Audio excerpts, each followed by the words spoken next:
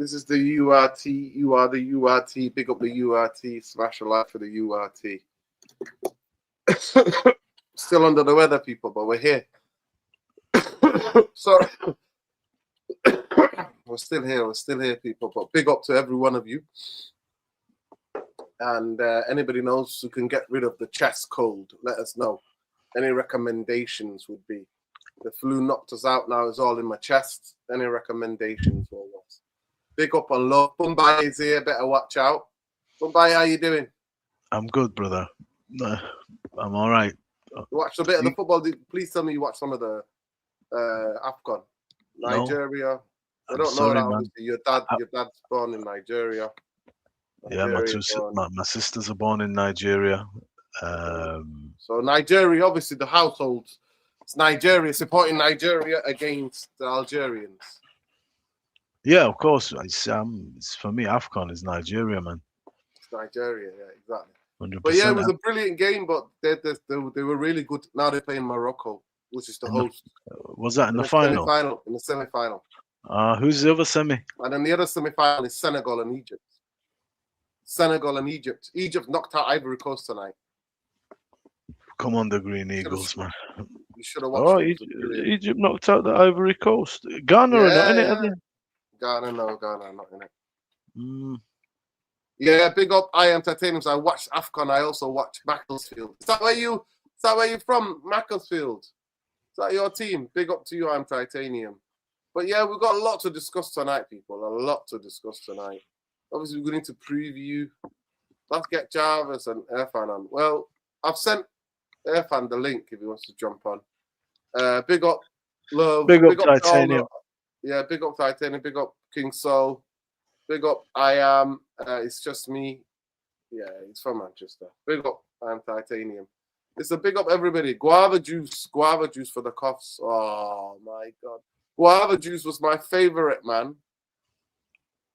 Hey, Gombele. Hey, Gombele, listen. Guava juice was my favorite. I support us. Yeah, big up. No, I'm saying that you have a soft spot for Macclesfield. Some people have a soft spot for Macclesfield. I think we all did, bro. They beat a finger team. They beat Palace, man. They beat Palace, yeah. Yeah, that's why it's a big thing. You know, it's a local small club, Macclesfield. I mean, they got history in that. Sol Campbell managed them, I think. So it's a proper dragon slaying, that. Yeah, big up to Will United says Glinios and David Gill. So Glinios out, David Gill and Fergie need to go too. He says here, need to go too. They're still meddling about behind the scenes. I don't see us getting past Brighton tomorrow. Yeah, I don't think anybody sees us getting past, but we'll see. Well, they're not going to be home for tomorrow in time for tomorrow's game. But Cameroon were knocked out yesterday, so Mbeumo should be in Manchester tomorrow. And Ahmad got knocked out tonight. Ahmad was emotional, man. They marked him out, the Egyptians, tonight. He's been the best player for Ivory Coast, and they marked him out. He scored, I think, 3 goals. He had 2 goals, 3 goals, 3 assists, and stuff like that. Yeah. Big up! Best in class, Dino, they said. Yeah, tell me, Alien Tenor. We're going to come into that. Do you think Man United will beat Brighton tomorrow? Well, I don't know. Nor you hear the waffle Fletcher came out with during his presser. Oh God, I'm sure you can tell it to me. You need to bring those. Bring it to me, my friend. I don't know what he said. Obviously, some part of his comment is some part of his presser is out now.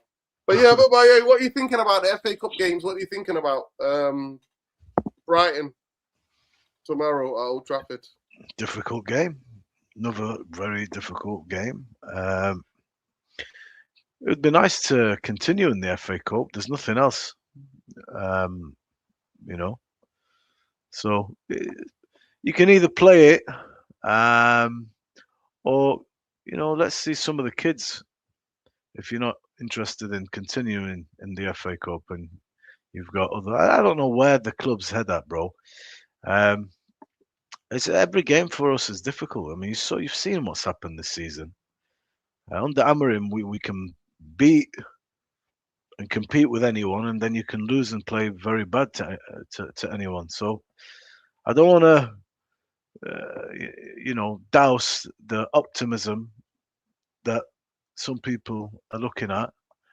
I'm past it, but I'm still aggrieved at how this has happened. Shouldn't have, he should still be our manager. And this Ineos man is a failure so far over the last.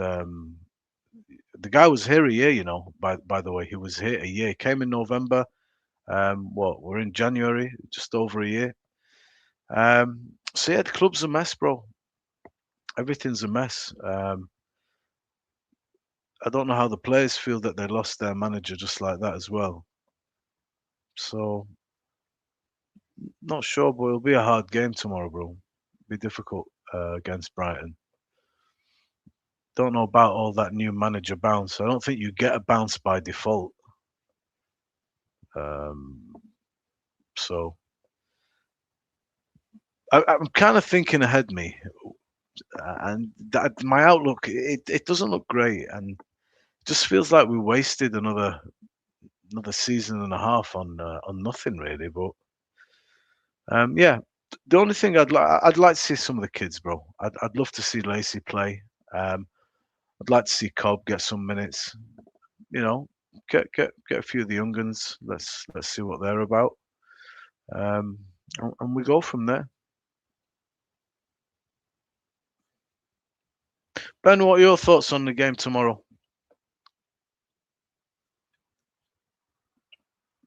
Everybody's muted.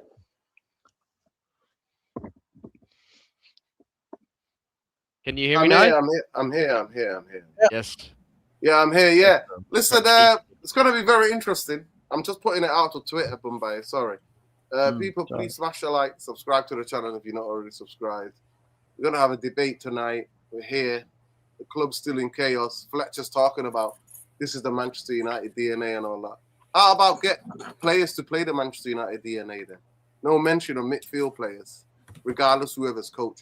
Those facts are the facts. The recruitment of Manchester United is not good enough, regardless whoever is the coach, who's the interim with the interim, then the interim, then whatever it is, whatever. Jim giving Joe a little bit of a pat here and there. Wilcox doing the same to Barada. Regardless whoever it is, the facts are the facts on the ground. Mbeumo and Ahmad cannot play in midfield. They're not helping us in the midfield. We can't sustain attacks and give the ball to them. And we can't protect our back four or back five, whatever, without having the proper midfield players. So that's what people need to wake up to. But he's parroting just like a normal company man. And he was a midfielder himself. He must be able to see clearly that Manchester United midfield is not good enough. But Luwani, big up to you, Ben. Big up to you. How you doing, Ben? Talk to me. Up the Irish United Ireland. Talk to me, man. Big up Luwani. Yeah, come big on, man. Big up, Did you get any of that? Ben, big up, brother.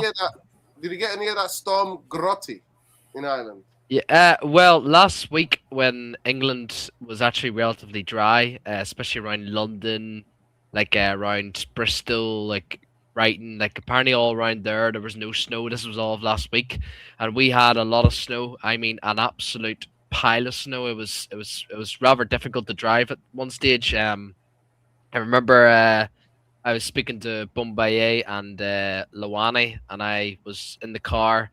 And it was rather tricky to drive, man. Like I said, it's cleared up now. It's all grass now. It's all green now. But I've heard the stories in England. It's been crazy, bro. The snow has been absolutely crazy. So yeah, we've been affected by it in terms of ice, but no snow.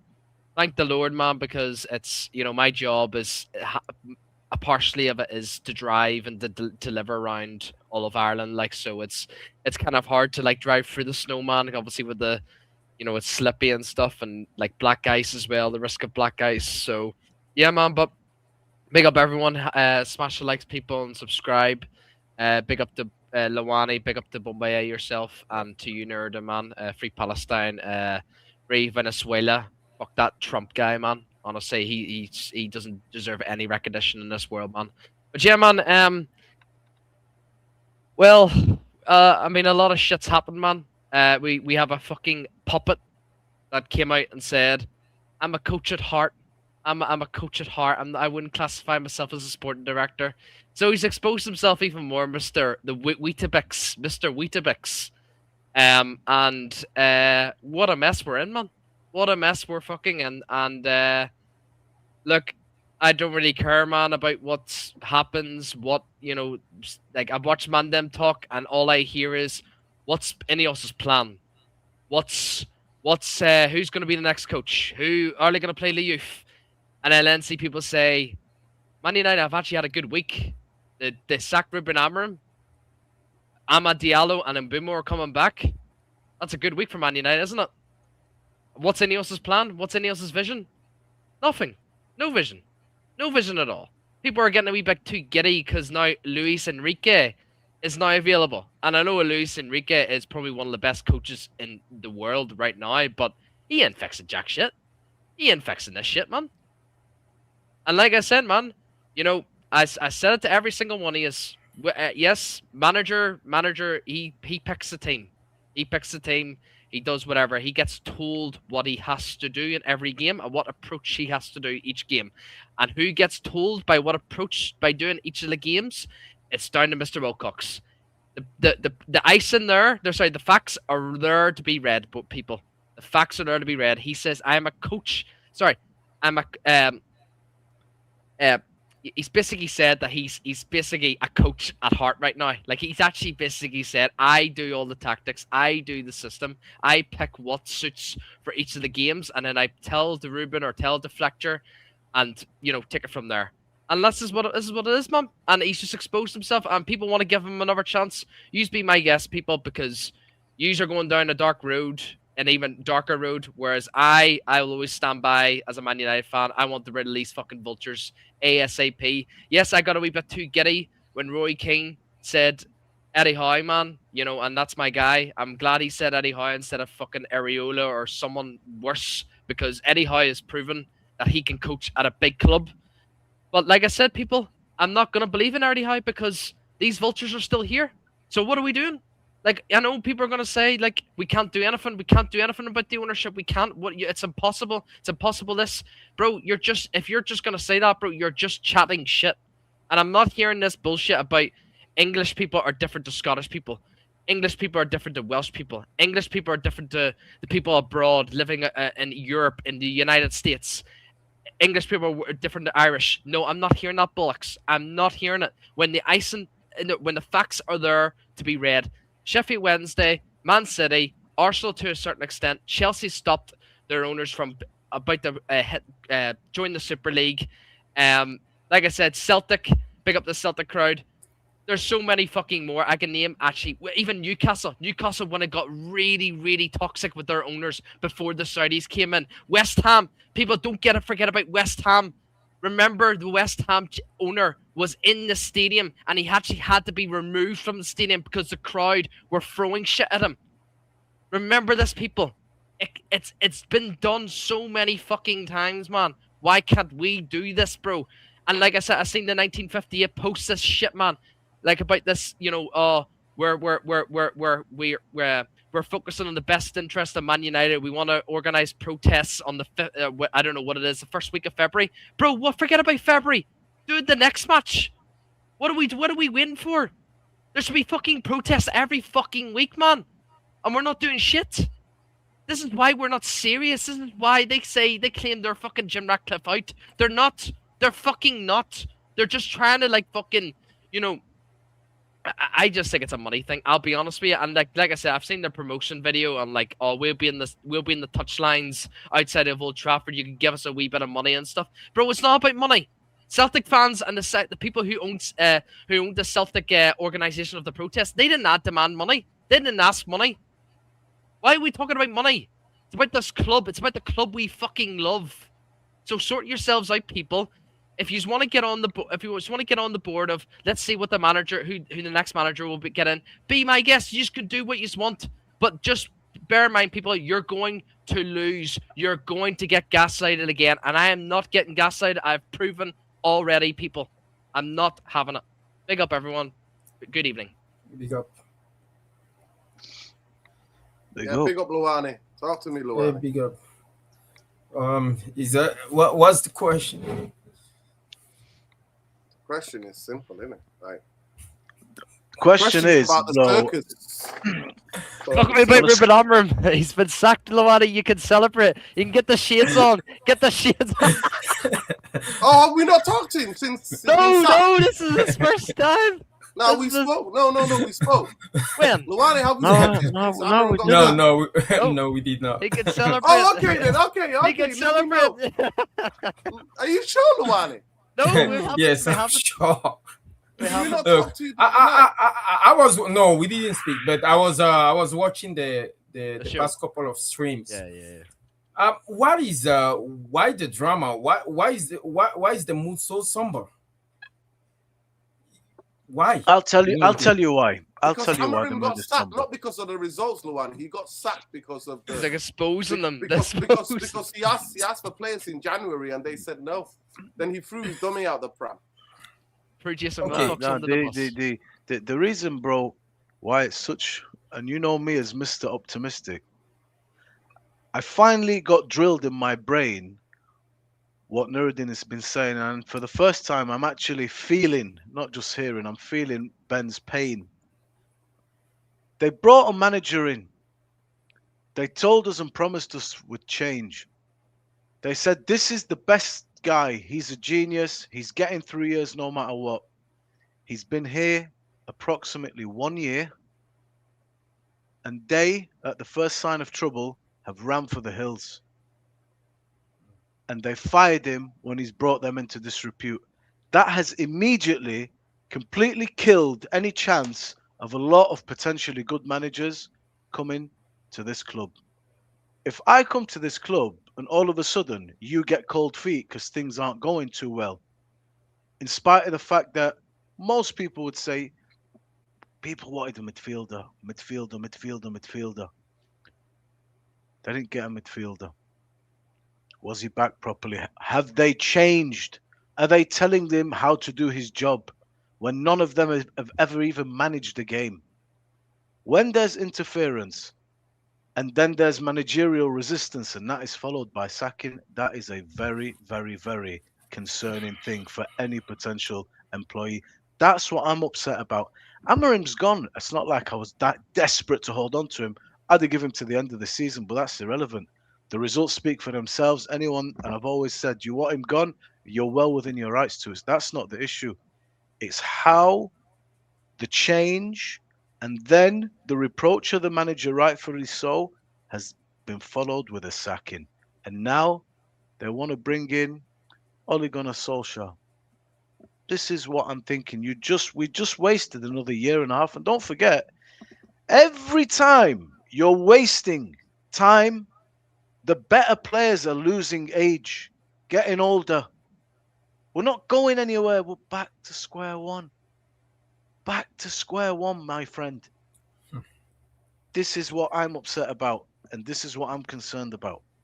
Not Amorim himself and his performance. Facts. Okay. Well, I don't understand. What do we want exactly? What do we want? Do we want? Do we want? We all agree we want what's good for the club. Do we want to see better performance on the pitch? Yes. Do we want the club to be better around? Yes. But at this point, we will take one victory at a time. Why did they fire Amorim? We all agree that the results were not going the way it's supposed to go. We finished 15th. Yes, I can sit here and see that I was sitting in that room and know that the insurance they gave him for him to take the job. They gave him 3 years to fix this mess. But it's a 3-year contract. But those 3 years have to be earned, right? On result basis. You're not suggesting to let the boss sit down there and watch him tank the ship for 3 years in a row after he finished 15, right? Bro, they hired Habibi, brother. Yes. They hired the wrong guy, and they have wasted a season and a half, and that is incompetence. The payout is about 10 million. They're cutting jobs of people telling you there's no money. You've wasted a season and a half. Yep. We've suffered with the worst football ever, shit results, They record put the defeats. staff on a diet.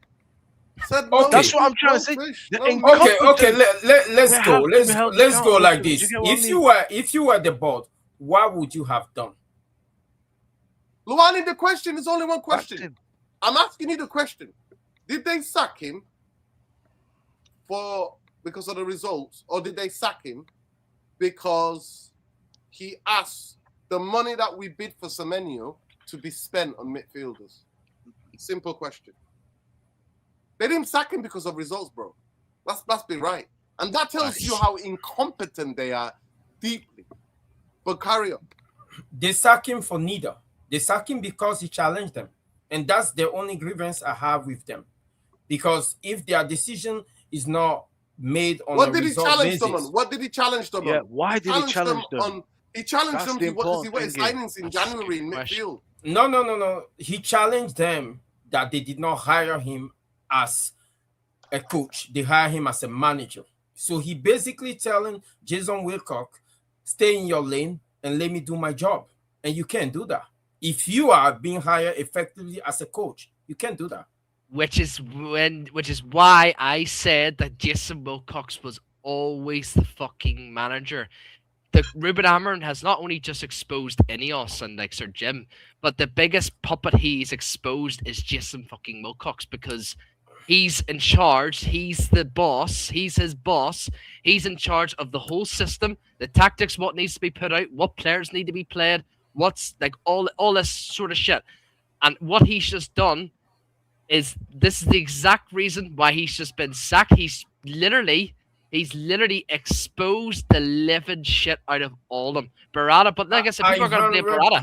100% disagree, because Amorim did not expose anybody at all. He did not expose anybody. This smartass engineer his own sacking. Okay, he walked into an impasse. His head button with his director of football, and he took the easy way out. I actually respect Maresca because Maresca quit. He know from the moment he came in, crafted that statement. Okay, then the only outcome was him getting the sack and taking his compensation. And I'm not going to get manipulated into thinking that no, he exposed anybody. Nope, he just thought about his pockets first. Because a few weeks ago, he came out saying that, you know what, he's willing to change that. Everything he's done has been a mistake. And then a week later, he came out saying that, oh, no, you know what, I'm a manager, not a coach. Really? Really? No, you don't do that. You don't do that. He's not a saint in all of this. Look, whether Amorim is gone, okay, I'm willing to look beyond Amorim. Yes, things have not been perfect. We cannot blame him 100% for everything that happened, but the result were not going the way it's supposed to go. We were still in the top four, but the performance didn't match that. We look at his tenure, and I have a hard time believing that we are here trying to defend a manager that have the worst record in United history. What are we defending? We can criticize the board separately and not defend Amorim. No, we're not defending him. What we're saying to you, we're trying to show evidence. We're not defending Amorim. Nobody's defending Amorim. And it's what still we're with football saying to you today. is that you don't even understand how deeply incompetent Complete, this board is. That's what we tried to show. They didn't sack him after all the results, everything you laid out. They didn't sack him. He would still have a job if he didn't have the argument with them. This is the case I want to make to you, Nuruddin, right? For everybody that hates the board, that have a grievance with the board, right? I would like to invite you guys to try to dissociate the Glazers from Ineos, from the people who are working underneath them. You can still have an incompetent board that can still appoint competent people. Now you have to let those competent people do their job. I have a question for you, Bumaye and Ben. How long do you give a player to like in a team? How long do you give a player, a football player, when you bring him for the first team or you buy him, you bring him in a new league? How long do you give him? If you're referring to Diogo Dalot, No, no. I'm referring to any player in general, right? The player's game time or to perform, the player's performance metric is measured in games, right? By game to game. So you can say in weeks. When we move to the manager, right? The managers is measured in months, right? And then you move to the board. They've just been here for 2 years. So the board is measured in years. As you're growing up, look, the board has been here for 2 years. Anybody can make mistake. They made mistake. They made 2 mistakes. That's what I'm trying to say. They made 2 mistakes. The first mistake, they kept Ten Hag for longer than they should have. And finally, when they put the trigger, they went to hire Amorim on a whim. They did not do their homework properly, and they brought him Amorim. Second mistake. Now they are rectifying that mistake. But this is a fresh new board. You're missing other mistakes. Okay. You're missing. Yeah. Go on, Mobaya. You go first. I'll go next. 2 things. Yeah. So far, we look at Amorim. I agree. Nobody's defended him. Nobody's talking about his performance. That's nothing to do with it. His sacking. Nobody's saying he should have kept on the basis of anything to do with football. They have been here only 2 years, and they have cocked up with everything that they've done in terms of keeping a manager longer, bringing a manager in early, which leads me on to my second question nicely. Does Ruben Amorim have, in your opinion, the right players to play 3-4-3?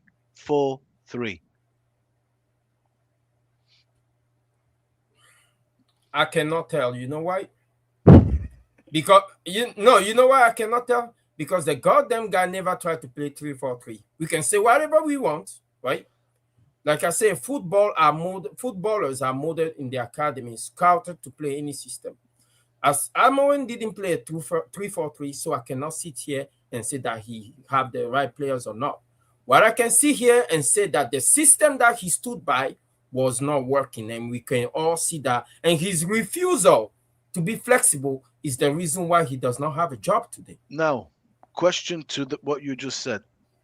The only thing that Amorim had as a weapon to ensure that he was going to get what he has been promised, because they have invested in him, and he said, this is what I know how to do, is to not change the system, to force them to follow through and buy him the right players for him to execute the vision that they invested in. If he alters and goes to a 4, he lets them off the hook. Yeah. So you are effectively saying that these managers stuck to a system and watch his players suffer, watch the result dwindle, right? Put us in so much a critical situation to expose the owners. That's not the way you work with managers. No. He's putting his own job at risk. If I go to a place of work and I see some critical area, and I talk to the owners about it, and they are refusing to fix it, I will still do my best to keep the ship afloat. Brother, I'm not going to tank it just to prove to them that I'm right. I bring you in to do a job for me, and I pay you, and I'm giving you the helm of one of the greatest institutions in sports in the world.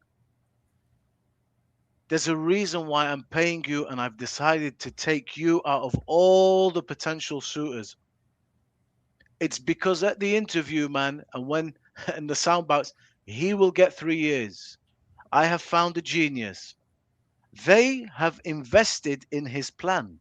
And one thing that was constant with him is in all his interviews was, I am not changing, because this is how I made my bones, and this is what I've been brought in to do.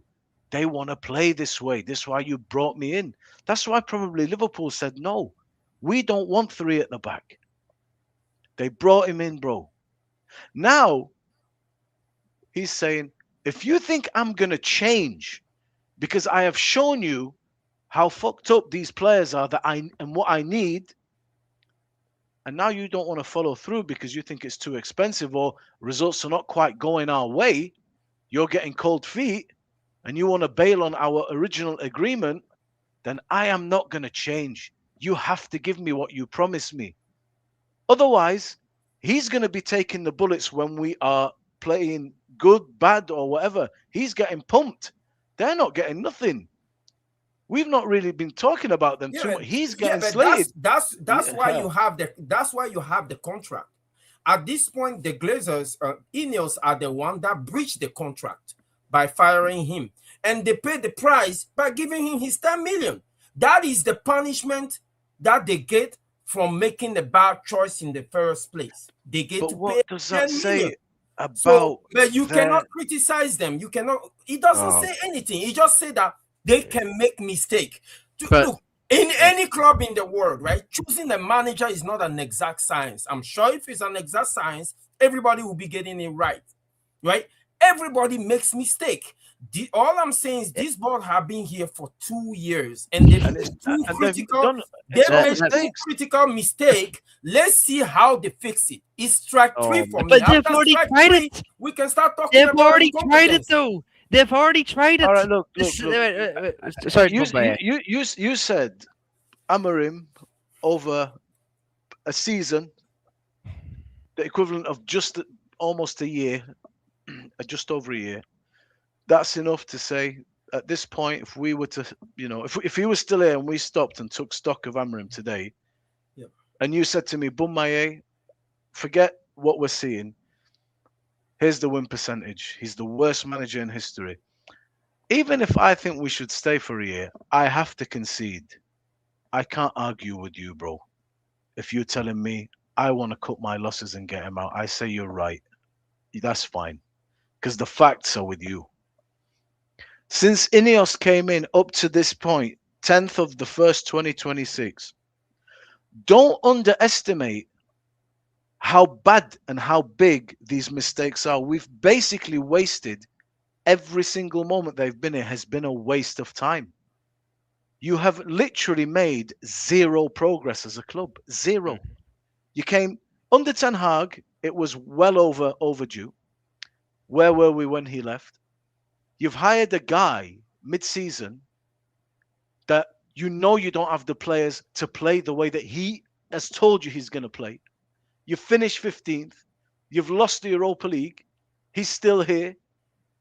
And you're still making sound bites that this is the guy. So up to this point, Luane, my question to you is, if I was to say to you, Ineos' performance right now, up till this point, you can't say they're allowed to make mistakes because they've only been here 2 years. It's a long time, bro. And the mistakes that they make are big. He can lose a few games and come 7th or 8th. All right, we go again. But when you hire the wrong guy, bro, and you're wasting the money buying players and selling players that you they spent 25, nearly 30 million on hiring and sacking They spent 60 million in the past 13 years. The managers. You know what I found interesting. Let me just put this in quick, right? You know what I found interesting. I want to ask you the question. We are criticizing them. Let me just put this in quick. Let me just rebuke. Let me ask the question. They spent 10 million to get him out of Sporting Lisbon, another 3-4 million to get the rest of his coaching staff. Then, this is a year later, they spending another 15 million. That's 30 million. What was Ten Hag payoff? Let me finish, please. For a guy that they had no clue ever backing. Dan Ashworth told them, the players we have, him as a coach, it's not compatible with who we have. The growing-up person within Ineos was Dan Ashworth. They spent how many million to get him out of Newcastle? How many months was he on, in that period waiting to be hired by Manchester United? And then he told them that. Then they sacked him. Bro, and this is worse than the Glazers, man. And Wilcox fly out to Lisbon and get the deal done. That cost 15 million. The sacking of him and his coaches cost another 15 million. Now, when they cut 500 jobs, hard-working blue-collar people like yourself, when they've told people you can't eat any protein, you can only have soup and sandwiches, right, at Carrington. When they told Manchester United charity that looks after the older players, who some of them have never actually started for the first team, some of them were the man of the matches in the Champions League when United won the Champions League in 1968. They said no, 40 grand a year. So please explain this to me about what is going on, Luwani. Why is this kind of like being blinded because you hate Amorim so much? We're not talking about Amorim. Fuck Amorim. Amorim deserved to get sacked after the final against Spurs. He deserved to get sacked then. I want you to answer the central question. 2 years in charge, where are we with Ineos? And how many mistakes can they make? Firing Dan Ashworth, not sacking Ten Hag when they needed to, giving him all that money, not recruiting properly. What are we doing here, Luwani? Are we going to whitewash them all and go, mistakes? What are we doing here? It's like, let's go to Iraq for weapons of mass destruction. We made a mistake. Nuruddin, I like your outrage. You know what I've seen on this channel that there are certain causes that you should be willing to die for. If I was in your city and they firing people who very livelihood depend on the success of the club, and these guys are cutting jobs of people I know, family members, friends, and all that. Have any of you go to the stadium and picketed? Like, if the cause matter for you so much, guys, get to the stadium and do what you need to do. No, Luwani, come on, man. That's no. I'm serious because it's all good. It's all good. Yellow card. No, deal with the question. We need to do slow clap. Come on. That's a cheap shot. No, because it's all good. No, it's not a cheap shot. Because Nuruddin, I love my blue collar people, and I feel for everybody that got their job cut by the Glazers. But you guys are not doing enough in that city. You guys are not holding the city official accountable. You guys are not holding the government accountable. But at least we're not. Listen, Okay. At least we're not. We're digressing. Them. We're No, digressing. I am not We're not defending them. I am not defending them. All I'm saying is that you guys are affected directly. You're not doing enough, but you cannot tell me. I agree with you. I agree. We've digressed. But We've listen, digressed. you said a few weeks ago that this is not Wilcox's mess. This is solely on Amorim's mess. Yes, it is, but it's Wilcox's mess as well. He's the man. He's the boss. Just like it was with Dan Ashworth. Dan Ashworth didn't want. He actually intervened with Barada, with Wilcox, and said, "Boys, I actually want to play 4-3-3. I've came from a beautiful club in Brighton, from what do you call that fucking Graham Potter. Graham Potter's lovely 4-3-3 tactics. I want to play 4-3-3. The rest of them wanted 3-4-3. They wanted this guy. Sir Jim, this fucking billionaire, this broke billionaire, says, "Oh, I like Ruben. He's a nice fella. He's a nice fella." And you know what they ask him about? Why'd you sack Dan Ashworth? Couldn't even give one simple fucking reason. Yep. Chemistry. Tell us more. Tell us fucking more. Like, Please, honestly, man, this but is. I don't. You see, my problem is that I don't understand the venom for Wilcox and Vivel. These are competent people that have been hired to do a job. They have nothing to do with the decision. How do you know they're not competent? Have you looked at their pedigree?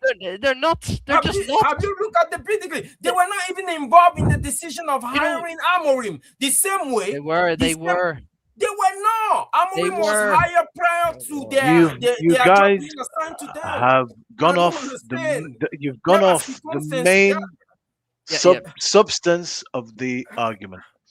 Let's say we in Manchester are never gonna leave our homes, forget the protest. That's not what we're talking about here. Yeah. We're talking about, and we're not talking about Jason Wilcox, we're talking about Ineos. Yes. They are the people Mumbai, that I put agree, this I thing agree. together. Mumbai, just They're hold the that. collective. Last time, Sean's mic was really bad. Sean, Yes. are you there? Can you hear us? Big up, guys. Yeah, I'm here. Big up, Sean. Okay, Big up Sean, on my ear. okay. Sean, listen, we'll come back to Luwani. Luwani will come back to you. Sean, your reaction to everything that's happened to Manchester United. It's all love, recently. Luwani. It's all love. Talk to us. I No, I, I guess like the conversation that I walked into between Luani and Ben, I think is kind of emblematic of what's going on right now. Everybody is confused at six and sevens. You know, it's a crazy way to start the year. I think first off, you know, I want to say to all the Ineos and Glazers haters that I get it now, right? I get it beyond any reasonable doubt. I think no matter what you think of the decision to hire Amorim, I think sacking him this way for me was just is the silliest, stupidest decision that I think I've seen from Well done, Sean. a club ownership like you know in a long time. And I want to say because either way I would have I backed Amorim, I backed Ten Hag before him, I backed Ole before that. I will back the next manager, right? But I just don't see how we haven't set ourselves back by especially because the reason why you sacked Amorim has nothing to do with on the pitch performances. You sacked him because he, you know, bruised the ego of people basically in the club, and that's ridiculous, right? And so the pool of managers that we now have to select from. Oh, sorry, I shouldn't say managers. The pool of head coaches basically that we now have to select from has shrunk, right? Because in anyone, what we've said to the club, and we're getting leaks of Justin Wilcox talking about how he considers himself a coach as well, right? And you have a situation where there are so many chefs in the kitchen, basically trying to cook, and I mean everybody knows how hard that ends. So I just don't see how the best I can hope for, right? The best I can hope for is we just become a good times club. So if we can get Michael Carrick, you know, let's know that like we're not fooling ourselves about any type of like A yes um man. So basically, a yes man, a company man. no, He's I gonna mean just do if everything that he's told. there's something to be said. There's something to be said for that kind of approach, and there are fans who have people who are making the points during Amorim's time, right? That the signing should be for the club and not for a manager. So I can think of people on Said TV, the man them show. I can think of people who make this argument that the club should be signing players for the club and not for the manager. So this type of system, this quote unquote yes man that you're describing, is exactly that system. That is the system that many fans seem to have wanted, right? So let's see how that plays out. Let's see what it looks like if the club is trying to sign players for, I don't know, a broader club strategy, and the manager is just there to, I guess, make everybody happy, right? To be the person who takes the fall, right? Because I think this idea that like there are a lot of people who want to be involved in decision making around tactics and around player selection, but those people don't bear any responsibility for the result on the pitch. That's not a sustainable dynamic, in my opinion. If you want the coach to be responsible for the outcomes on the pitch, you have to give him some control over the player selection and the direction of the club, in general. So I think we're in a terrible situation. I don't understand what they think they can achieve with the rest of the season, right? I can't make sense of what the objective possibly could be for the rest of the season and the type of manager that we could possibly go and now look for, or sorry, again, head coach that we could go and look for, you know, out there in the market because any coach who is worth his salt wouldn't want to come into this kind of situation where his football is being second guessed by Jason Wilcox and Gary Neville every single day. Like it's I don't see how like I think we're gonna end up with the equivalent of Liam Rosinio, right? Like we're effectively a laughing stock. Like the final nail in the coffin, I think has been put in, and you know we've set the club back by a lot. So yeah, the best I can hope for me is just give me some kind of romantic adventure with Michael Carrick, right? Let's know that Not we're Ollie. You don't doing. want Ollie. You prefer Michael Carrick to Ollie. No, I the Ole stuff we've tried Ole is okay. Ole is a great guy, he's a nice guy. But you know we've been there, done that. Let Carrick. Let's see what we can get on the Carrick. Like let's know that all we're trying to do is get the ball wide to Diego Dalot or Patrick Dogo and cross into the box for Sesko. That's football too, right? We don't need all this. We don't need all this inverted this and that and up and Midfielders. down. Yeah, we just get midfielders that all they want to do is get the ball wide, and we have my wide men who want to cross into the box, and we have a striker and an attacking midfielders who want to cross the box, and we know that that's the football that we're playing, and we can rely on just aura and good vibes to carry us through. I'm okay with that too. I wish we could play like Nigeria, Ben. I wish we could play like Nigeria. They put on a show today. I mean, I'm quite disappointed at Algeria kicking off at the end. They were properly beaten. They from minute 1 till the last minute, Nigeria were the best team by an absolute far. What did you think about the game? Yeah, I mean, it's It too bad hurts that... me, by the way. I'll just say this. It really hurts me that I'm not going to watch Nigeria in the World Cup, man. That's what I was going to say. Watching that game made me realize they are the best team. I think they're the best African team. Yeah. When all the players are fit, the balance is brilliant from back to front. And I'm like, this is the best African team. I'm not going to be in the World Cup. I'm just like, what the hell? But go on, Sean. No, I mean the previous coach I think kind of like messed things up, and so there's some maybe obscure technicality that we can, if FIFA wants to be crazy, there's some obscure technicality I think we can use with Congo or something, and maybe find our way to the World Cup. But I doubt that. But I think an AFCON win will be good enough, and let the team continue to mature. I think I'm very proud of Iwobi. I think the best player in the tournament, the best midfielder in the tournament. He could easily, he has gone from a failed winger in Arsenal to a really top playmaker. Yeah, so there's some joy to be gotten from Nigeria because my club, Man United, is not giving. There's no hope, basically. I think it's despair. In California, is there a Nigerian crew? Have you watched it with the boys, some Niger boys over there? No. I watch it on TV, and I'm sure as we proceed, if we get to the final or also like the game, yeah, definitely, it's something we can watch. Well, congratulations to Nigeria. Big up all my Niger people, worldwide, wherever they are. I'm just gutted. I'm gutted that they're not in the World Cup. But I will say, Sean, the tent, the Ineos Glazer out tent is so big that it can accommodate somebody like you. So welcome home. Welcome home. Welcome home, King. Welcome home, brother. You finally see it. It took the Amorim for them to sack him, not because of the results, sacking him because Jim is telling him what to play on the football pitch. Yeah. Jim texted him to say, I'm can you play a back four?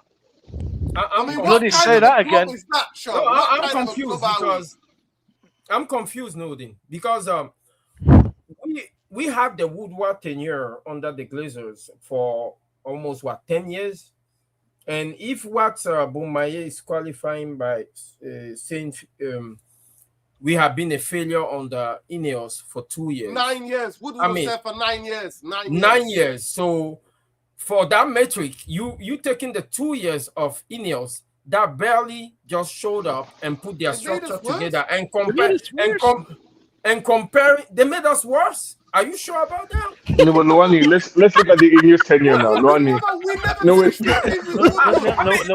Luani, you made the argument yourself, Luani, by telling me just a moment ago about Amorim.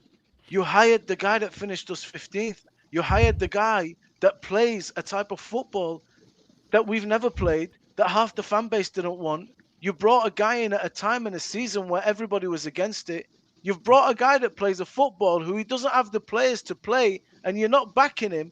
And as soon as he sees this shit on the horizon, he's thinking, I'm taking my money. If you're not going to do what you said you're going to do, I'm not leaving.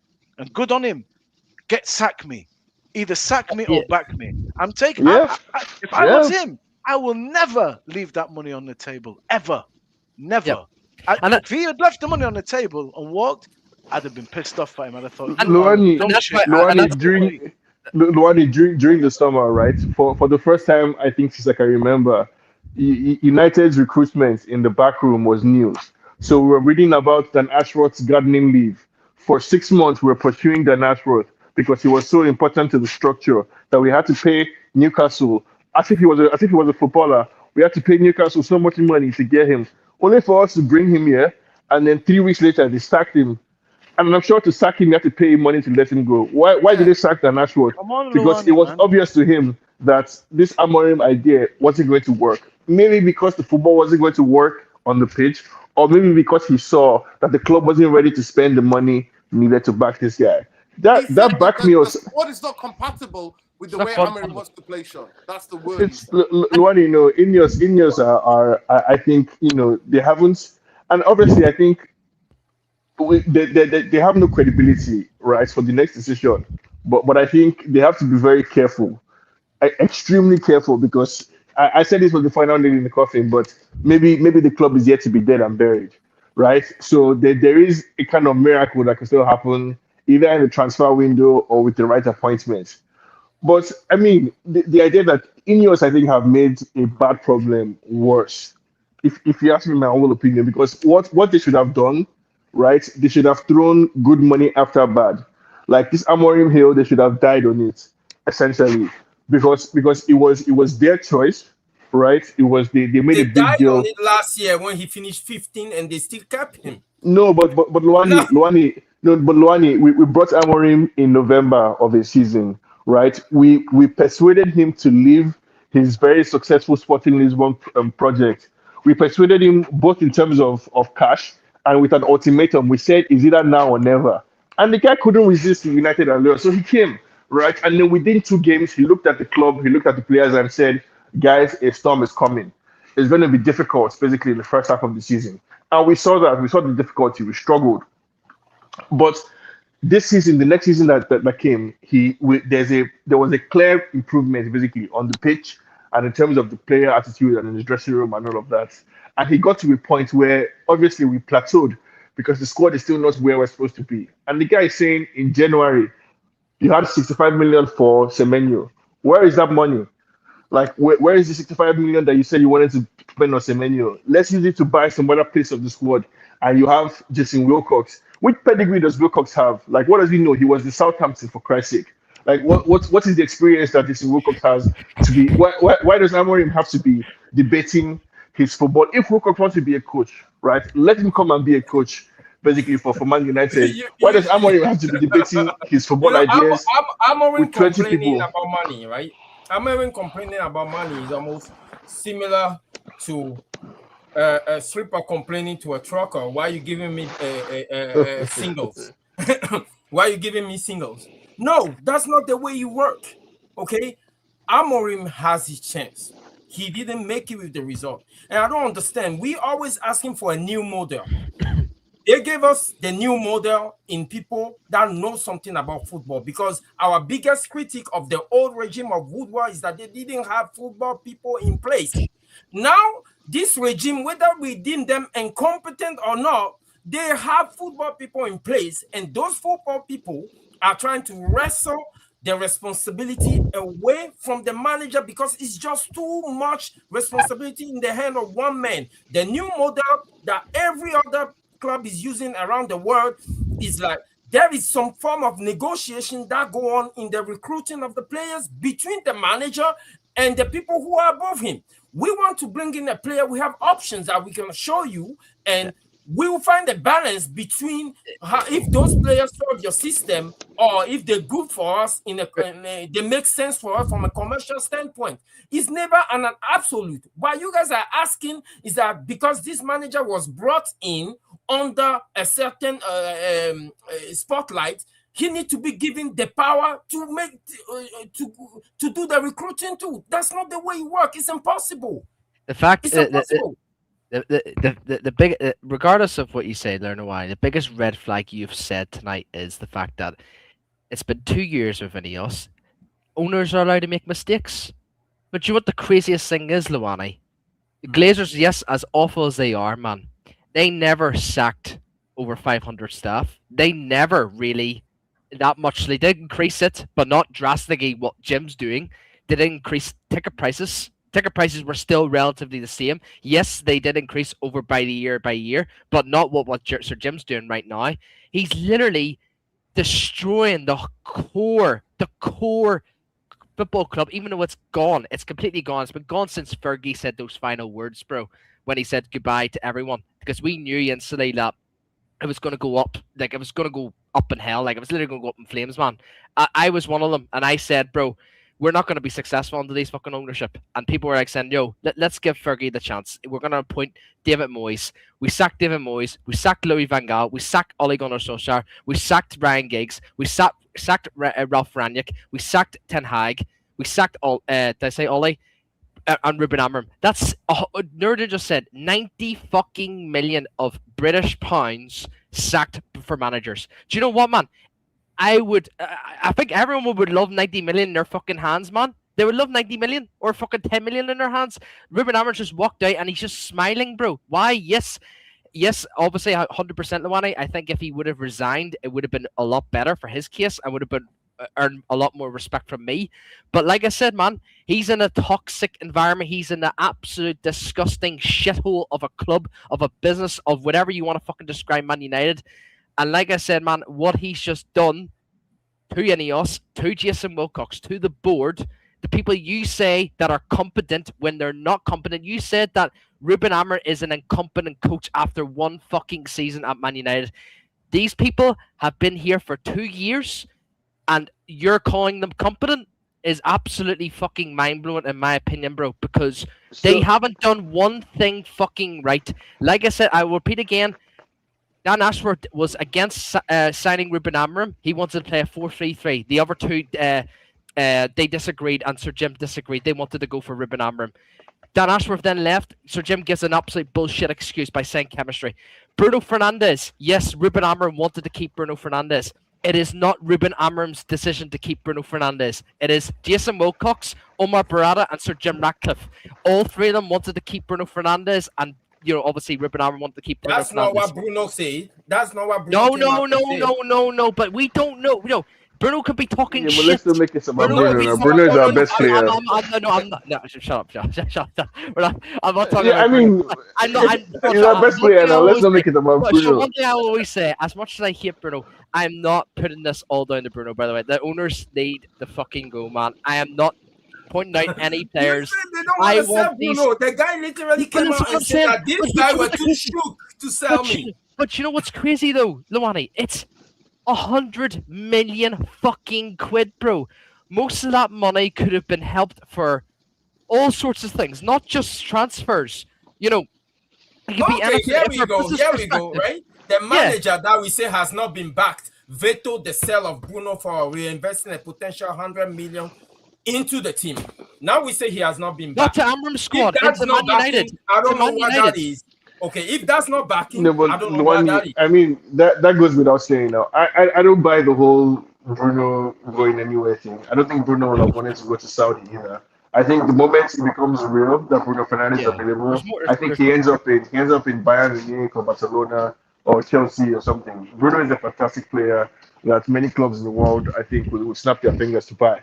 So that goes without saying. Let's not make it about Bruno. I think we saw in the game against Burnley, as soon as he's back, right, he's already pulling the strings. As a number 10, yeah. As a number 10, yeah. So that's what I'm saying now. Let's go back to... thinking about Bruno, yeah. Giovanni, fundamentally you disagree, but it's all good. Let's talk about Brighton. Let's look forward. Brighton tomorrow in the FA Cup. You got welcome. How are you? Come rescue me, please. No, we're not. There's no rescuing. You just see it differently. You just have a different opinion, bro. I love you guys, man. Actually, Ben would like to never talk about Bruno if Bruno left. So I want to. But there, I want. Like, do you know what's crazy? Like, if you were to ask me right now, would I rather Bruno stay for another 5 years or the owners leave right now? I'm picking the owners any day of the week. I want these guys gone. Bruno hasn't destroyed this football club. It's these fuckers that have destroyed this football club for so many years. Over a decade, Nerdin. Over a fucking decade. Yeah. Listen, Elgie, I hope you're good. I hope you're well. Fletcher's at the wheel. We don't know about Ollie yet, but Fletcher definitely. We're playing Brighton tomorrow in the FA Cup, the oldest and the greatest cup competition in the world. Talk to me. How do you see the game tomorrow? And how are you, first of all? How cold is it in Norway? Icy cold, freezing cold. Cold Palmer cold. No, I'm just joking. Sorry. What is there to do? What's there to do when it's that cold like that? What is there to do, bro? I feel like I have to give Are myself a people fine out for that clubbing? joke. Are people out clubbing? Is Yeah, there nightlife? it's Norway. It's we have like when I meet people from the UK, you think you have a bad drinking culture. Like in Norway, it's even we go out in 20 minus degrees and people are wearing like thin shirts and the girls are wearing like short dresses. It's crazy in Norway. We get drunk no matter what time of year. It's so much snow. It's so much snow now, and it's like 15 minus degrees outside now, and slippery roads and stuff. But people are still partying, and yeah. But yeah, that's the weather update from Norway. Over to you, John. Brighton tomorrow. Talk to me. Yeah, There's a bit of it's not culture looking. as well. It's not looking bright. No, sorry. I don't get why. I just have this. When I'm being pessimistic about the club, like when it's darker than dark, I just seem to have more and more like jokes coming out of me, like I have Tourette's syndrome or something, because it's like my way of dealing with my misery with the football. It's the coping, yeah. It's so a coping strategy. It's how you cope. Yeah, my coping mechanism is so when I do sometimes have these jokes, it literally comes out without me thinking about it, because I'm such a half glass full type of person, but not like a naive don't looking at the problems, just because there are people that are positive and there are people who are like obviously like in a relationship and the girl is obviously cheating and they are like, no, we're in a happy relationship. I'm not like, that's stupid, but I always want to be positive, but now it's like yeah, I have been thinking about like 100 different scenarios and I can't think of, if we keep the owners, which I think will most likely happen, I can't. I've made 100 like scenarios in my head and every one of them is not us winning anything, and that's for me as a person, that's very disheartening is the right English word. Disheartening. So yeah, that's, but obviously like we are 100% treating like the AFCON players, the players coming back from injury, like new signings. And I was also thinking about Aston Villa.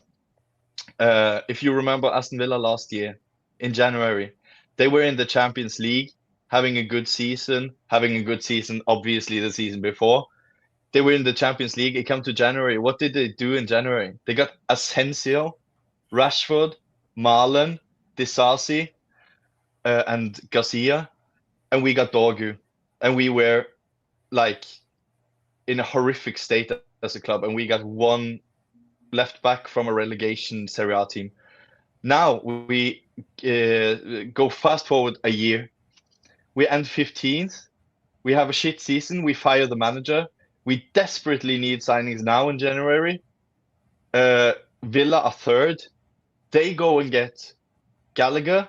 The money we could have used to sign Gallagher, like £25 million, we used that to sack a manager to get in under 18s coach in Fletcher or Carrick or Solskjaer. So no, I'm not that positive, because I have thought, what do you all think about this kind of, we can maybe go around a quick answer, but because I genuinely want to ask all of you, if Solskjaer, Fletcher, Carrick, whoever, it's tomato for me, but whoever gets the job. So if they do good, which we all hope, even though like we don't want Solskjaer or we don't want this or that, we want the club to do good no matter what. So that's, we all agree on that. Let's say we get fourth. Obviously, the club will give them the job. People who think we will stay calm, professional, and cool must think about when we didn't sack Ten Hag after the game. The owners were way too emotional.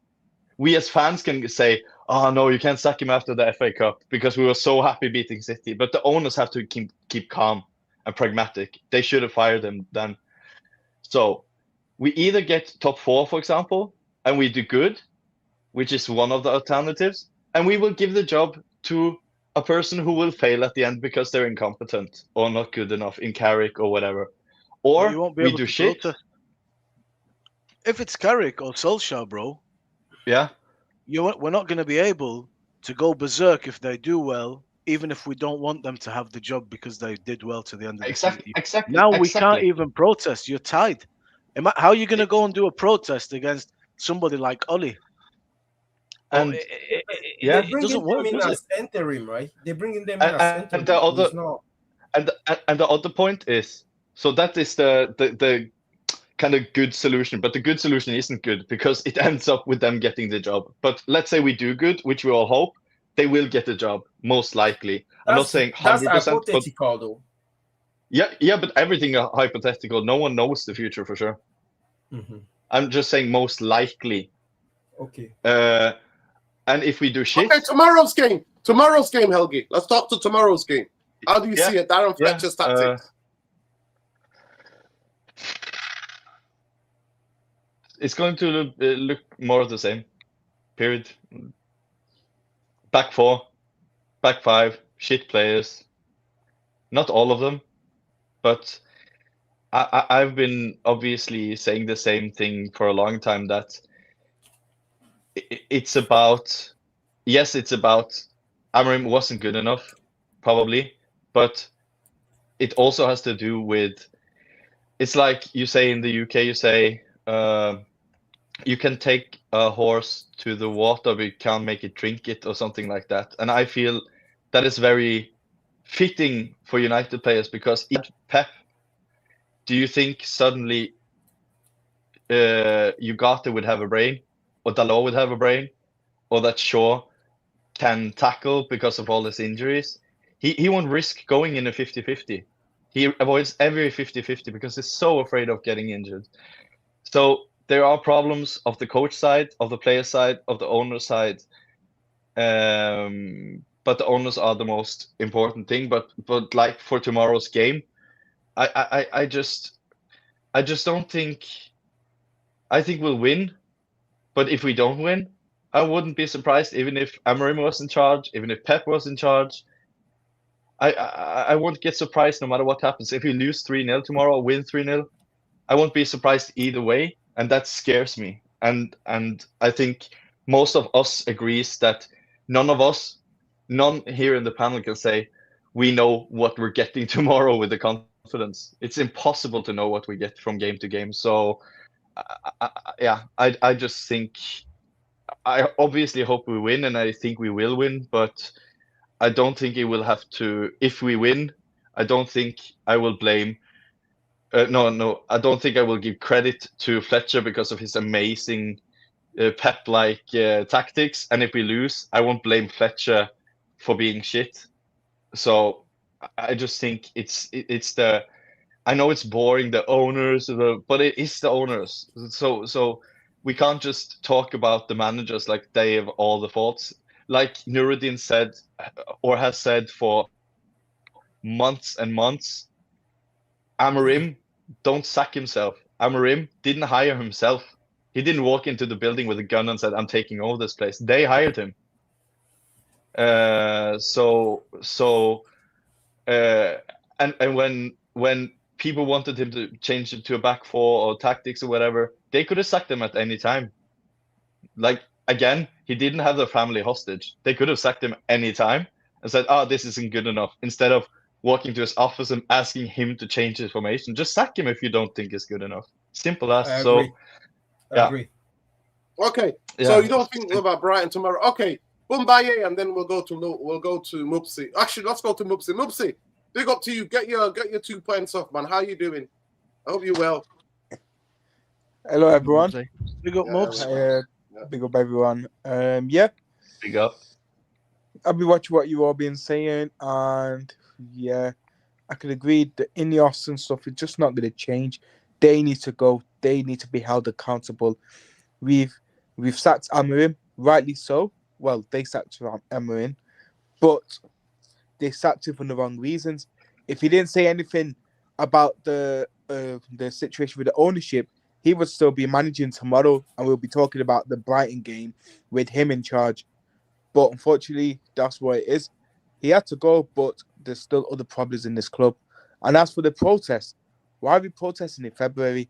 We should be protesting every game. Fulham, Facts. no disrespect to Fulham, but that's a small game.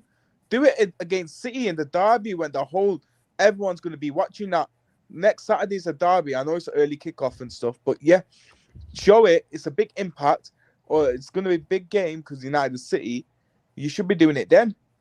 Not against Fulham, where I know it's on Sky Sports and stuff, but it's just an boring game where there won't be much atmosphere, and you'll hear the Fulham fans say your support is fucking shit and stuff like that. But it should be in the games like that, because remember a few years ago when it was that Super League problem, and we and the fans actually stormed the stadium and postponed that Liverpool game.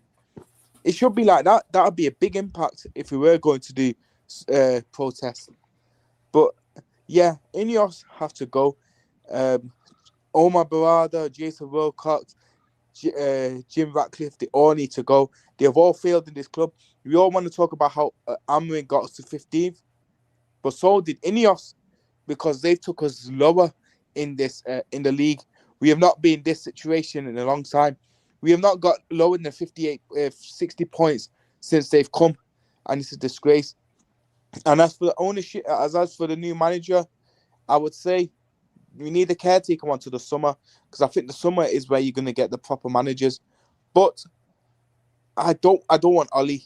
I loved Ollie. I was never Ollie out when he was there, because I feel like there was other problems as well. But I can't have him back when we still have PTSD of us losing 5-0 to Liverpool or 4-1 to Watford and stuff. Like, we can't have Ollie. And there's still some of the players that are still here when Ollie was there. So if they're the ones that are problem with Ollie, they're not gonna want him back either. I say give it to Carrick, give him a bit of experience, because he's done it with Middlesbrough. He took them to the semi-final of Carabao Cup a couple of years ago. So then give it to Carrick. At least it'll be good for his CV as well. Don't keep him. Whatever you do not keep them for the permanent, because we'll be again in the same situation. For me, I wanted between Glasner or Iriola, but I don't know if I can stick with Glasner now, because I think we're tired of that. 3 at the back gave us PTSD. I don't know if we can handle it. I know Glasner plays different roles, the different formations, and he can adapt. But it's just, I don't know. I don't think I could work with him. But yeah, it's a tough one. Tomorrow's game against Brighton. You know what? Brighton are a bitch. They proper, like, everyone says, oh, does this team your owners? I feel like Brighton is our owners. I know we beat a 4-2 in October, but I just feel Brighton are a scary team. I have this awful feeling that I think it's going to go to penalties, and I don't want it to go to penalties. I'd rather be losing 90 minutes than go to penalties. But yeah, big up everyone. Free Palestine. Glazers out. Ineos out. Fuck ICE. And yeah, big up everyone. Yeah, big up, man. Big up. I thought you laid it down. Big up to you, Mufc. I'll go to Bombay tomorrow. Big up to Tactical Devils, by the way. Big up to him. Hopefully we'll still be live. He can jump on. Tomorrow's game, where do you see it? How do you see it? We played them early on, obviously, in the season. And we beat them. Actually, it was the only one of the most convincing wins we had at Old Trafford, actually. Did we beat them 3-2? Was it 3-2? Yeah. 3-2, yeah. So how do you see this game tomorrow? It's an FA Cup game, different type of game. They actually play good Brighton at Old Trafford. They're a very attacking team. They're very good on the transition. They're very good at winning the ball up the pitch. I mean, I made some notes about tactically, like what they do. But yeah, their build-up, short passes, Brighton, Ursula, young coach, play very much expansive, counter-pressing game. Focus high intensity, pressing quickly into transitions. That's what they're good at when I've watched them anyway. Quite fast. They've got players, Mitoma. They've got the other kid on the other side. Mr. Habibi. Is Minter fit? Yeah, Yeah, Minter is fit, yeah. Mita Bro, and Mitoma both fit. I'll keep it short and sweet. Well bet. Sean 7 goals. Nuruddin spoke in the spirit of which I feel with everything that's happened. You know, good times club, high life bullshit. I don't have a clue. And then Helge pretty much factually brought it home with, I don't know, Fletcher. It's going to be the same shit we saw at Burnley. At 4-4-2, we could get popped. We might win. I have no idea. At this point, bro, the horse has bolted. And it's going to get to the finish line one way or another, which means the end of the season. How that horse gets there is what we're waiting to see. Is that horse going to have one eye, 3 legs? I don't know. That is pretty much how I feel about Man U right now. Who is Fletcher? I don't know how he plays, what he does. He's going to go back to 4 at the back. That's all I know.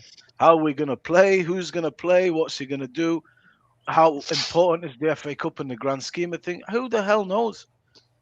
Honestly, we're back to 0. You're back to 0. This is another season. No, we're not. Gone. 0. No, we're not. Yes, we are. Telling you, bro. No, we're not. And you know, if we end up, let's say Solskjaer, who we all adore, comes back, Carrick, who we love, comes back. Let's say they do good. Imagine as a miracle. No, I didn't think we're getting top 4 full stop. Do you know what I mean? I was thinking Europa League, fine, see where we go. If they get a Champions League, Europa League, whatever finish, and then the club decides and then the club hires them. How are you supposed 100%. to go now outside OT and protest that you don't want Solskjaer as manager or Carrick as manager? I can't do that. You can protest the Glazers out, but you don't want that manager. So they've effectively disarmed me because this is like players that we love, players that played a part in the best times at Man United. If it's Amorim, I don't give a shit. I'll go. I don't owe you nothing. You see, get what I'm that's the saying? problem, though. That's the problem, though. That means that if we It's cannot emotional. protect Soldier, if he's not qualified, if we deem he's not qualified for the job, which I think he is qualified for the job as an interim. If we can protest him, that means that we're not serious about the Glazer out movement. No. You can protest the Glazers, but imagine it's all about like, nah, you guys are taking the piss. You've appeased us. You've put somebody in place that we love, and There we is wouldn't no do that to him. appeasement. That's the point I'm trying to make. If Okay, there is. we people, want the come Glazer by in. out, there Let's is no focus on appeasement. tomorrow. Let's focus on tomorrow. Yeah, bro, I'm saying what done. I'm reality done. is. I honestly, I have no idea. I don't have a clue what tomorrow's gonna bring. Nothing. I'm just gonna tune in. I promise you. Usually I do, but I swear I have no idea. No idea. Same, and no idea. I know how tomorrow is going to turn in. I know. Go ahead. Oh, let's hear it. Let's hear it. One, we're going to attack. We're not defending with 6 men in the back. That for sure. We'll see some young talents. We'll see we'll see that some players get unleashed, right? So yes, irrelevant of what the result is gonna be, is a cup game anyway. We never factored that into this season. What we wanted is top 4. That's what's important. But tomorrow we will see the players get to perform under a different mentality, under a different philosophy. I was on record here saying that Sesko is shit. Last game, he had 7 shots on goal and scored 2. Now what? Right? So, yes, tomorrow I know what's going to happen. Our players will get to express themselves, and that's enough for me.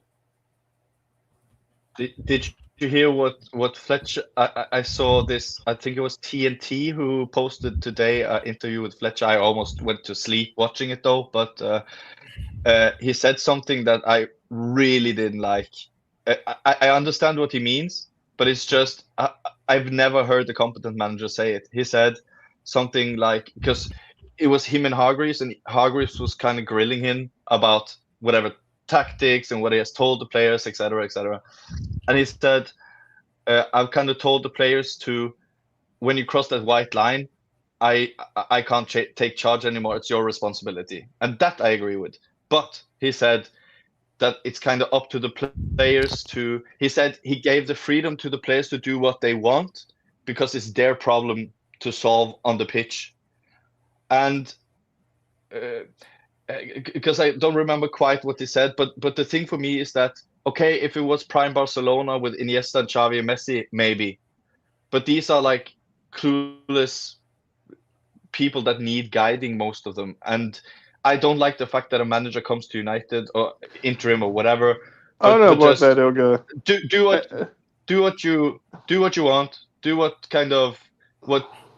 comes into your mind and what you feel like in the moment. I don't don't know trust about these that, players Elga. enough to do that. What? I think that there's a balance to be struck between the Yes. kind of like Yeah, I agree. micromanagers, like people who want I you agree. to Yeah, stand exactly in this I agree. quadrant and do this and that. Because Ten Hag was the literal opposite. So I agree with you there. I'm not. Ten Hag was like, you have to stand in this centimeter at all times, like micromanaging every move. I hate that. So there is a line, but my point is, if you had watched the full interview yourself, you would have kind of gotten the context that it was very like. No, I've seen the interview now, and I think I hear Fletcher saying what he knows, right? Is what he knows that he has to offer. And the club that he grew up on is the club that we grew up on. And it's a magic club, Yeah, but there right? there was world-class players in every position, though. Not Serial necessarily, winner. like not necessarily. Like I think part of what made Manchester United unique is people like Fletcher, people like Wes Brown, like people like Gary Neville, who were at most they were 7/10 players, but they gave you that 7/10 nine times out of 10, right? So they were able to maintain that medium average level consistently, and they worked very hard, and they were like I get the team was made up of people like Ronaldo, Rooney, and co. But there were also the Party songs, Fletcher. We went away to AC Milan with a midfield of Darren Gibson and Anderson, right? That was the United ethos in my mind. We played Rafael and Fabio on both flanks, basically. Like that was what it meant to be a United player. It doesn't matter who you are or your pedigree or whatever. Once you wear the shirts and once you stand up to represent this club, the belief that we all have, the dream magic thing that we have in us, would flow through you, and we can win. So that's what I want to see for tomorrow's game. That's what I want to see. Like I don't really, I'm not looking for any super tactical anything. I want Fletcher to do what he knows, and I want this player to do what they know. So give the ball to Shea Lacy, let him do his magic, right? Pass the ball forward to Sesko. Let's just play football that we can be happy about and be excited about. Like I'm not really putting any hopes around any kind of tactical revolution. And I think with the quality that we have, we will concede, but we will score also. So I think it's very possible that we can win tomorrow. I'm just looking forward to watching a good game of football. Both Ole and Carrick can state their claim legitimately for the job as an interim. The reason I brought up the name of Ole is because we forgot that this guy came second in a season and outscore his front three, outscore Liverpool. And after he did that overlap interview with Gary Neville, I knew that his mind was in the right place. He wanted to play the right way, but he was not supported. That's what he said, and I agree with that. I can live with that because he wanted to do the right thing. Now the issue is that we also tend to forget that Ole was firing on all cylinders until Ronaldo was thrown in the mix, and that's what actually messed up the whole thing for him. And Sancho. And Sancho. So you he was a big problem. Man managing was his forte, and then you put in people with strong character, and you surprised that he start having issue. Carrick also can state legitimate a claim for that job because Carrick is the first I've seen bench Bruno Fernandes. So based on that alone, I'll give him a chance.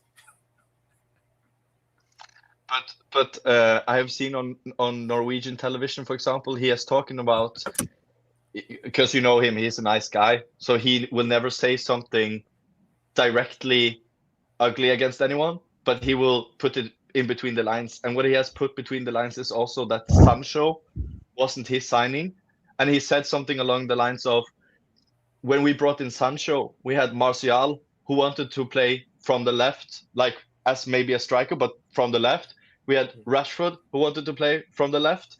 And then we brought in Sancho, who wanted to play from the left. And suddenly we have three players from the left and only Greenwood from the right. And you had Ronaldo on top. And what I could understand, and we all know that Ronaldo wasn't the plan, because that front line was working perfectly with Cavani on top. Cavani was perfect for Solskjaer. Yeah, at And- that point, it was just everything for Ronaldo. Yeah. And what me and maybe Jarvis, if Jarvis still here, everyone needs to know, and Ben is not allowed to roll his eyes now, but Solskjaer is not the same person anymore.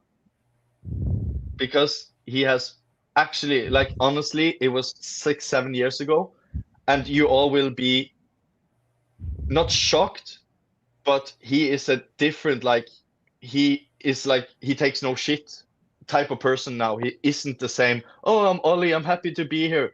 He is, when I watch his interviews in Norway and everything, it's like his face and everything, like, you can see how a person has changed and something has done to change you as a person. And honestly, I think that sacking has changed him and made him think a lot afterwards about being maybe a puppet, being maybe a yes man, being too nice to everyone, and kind of reflect on how that went. And also when he went to... I don't understand Yoga though, but what's the point of Ole? What's the point of Ole if there's no chance of him getting the main job? Like, that's what I'm saying. This whole interim business, I don't understand. No, but that Like, 100% agree. Like, if it was up to me, the interim option shouldn't even be like when you at a test. It shouldn't even be a box to be checked. It shouldn't be an option to have an interim. But I'm just saying, when obviously the club is going in that direction, I think Ole is a good choice. Is he better than hiring? It does make sense to hire an interim in this contest. It does make sense to hire an interim. No, but why? Because at the end of the season, most managers will be out of a job, so the pool of managers will be bigger to choose from. Wait, but what's the point of the interim if there's no path for that interim to become the permanent manager? So what is the interim doing? He's a caretaker. I agree. There's no motivation. There's no motivation. Unless you're going to promise these one of the people. You're doing a short-term job. Also no authority. There's no authority behind it, because it's like... Listen, Helgi, we can talk about that. I want to go move around. Brighton tomorrow.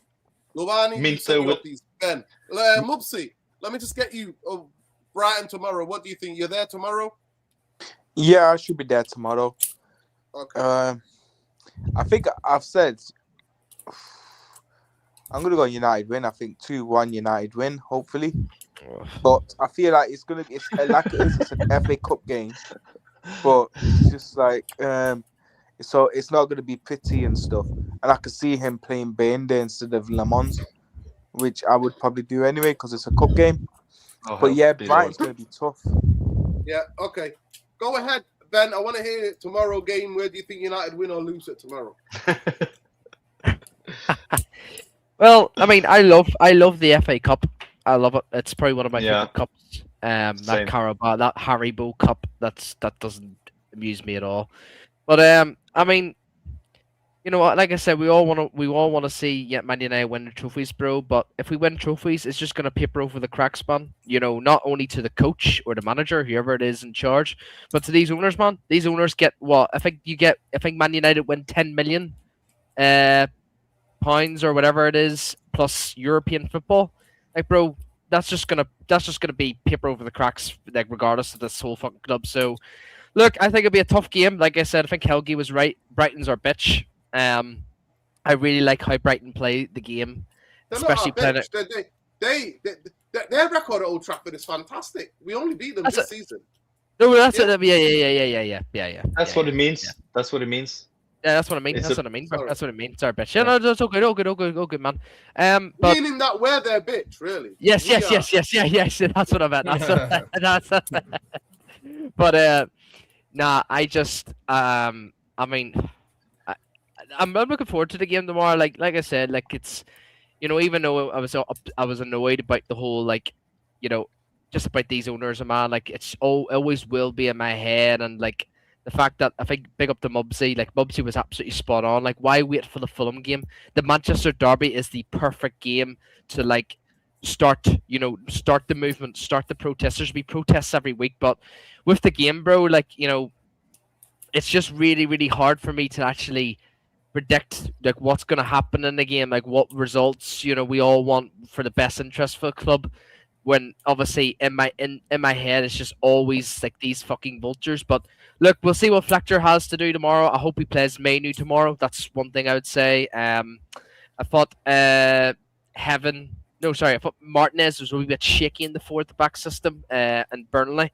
But look, we're just gonna see how things plan out tomorrow, man. And like I said, I'm gonna be expecting a fully packed Old Trafford tomorrow crowd. So they just don't care, man. Like the fans just don't care about any of this shit, man. They just can't come to support their team, and that's all they care about. And I just think it's like I just don't know, man. I really don't. But it's just what we're dealing with, people. But yeah, hopefully we win tomorrow. Yeah, but at the same time, bro, I really not gonna be pissed off tomorrow if we're out, man. Because the good news if we're out tomorrow is yes, it's bad because we want Man United to win trophies, but it just means them bastards above, they're not getting their money, so have that, people. So yeah, they can just go fuck off. So that's my thing. But yeah, What's your hopefully score Man United prediction?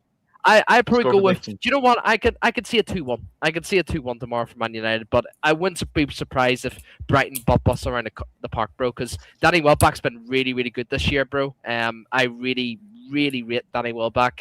I think their midfield as well. Who is it again? Is it Pascal Grob? Is it? Pascal Gross. He is gross. He is quality midfielder.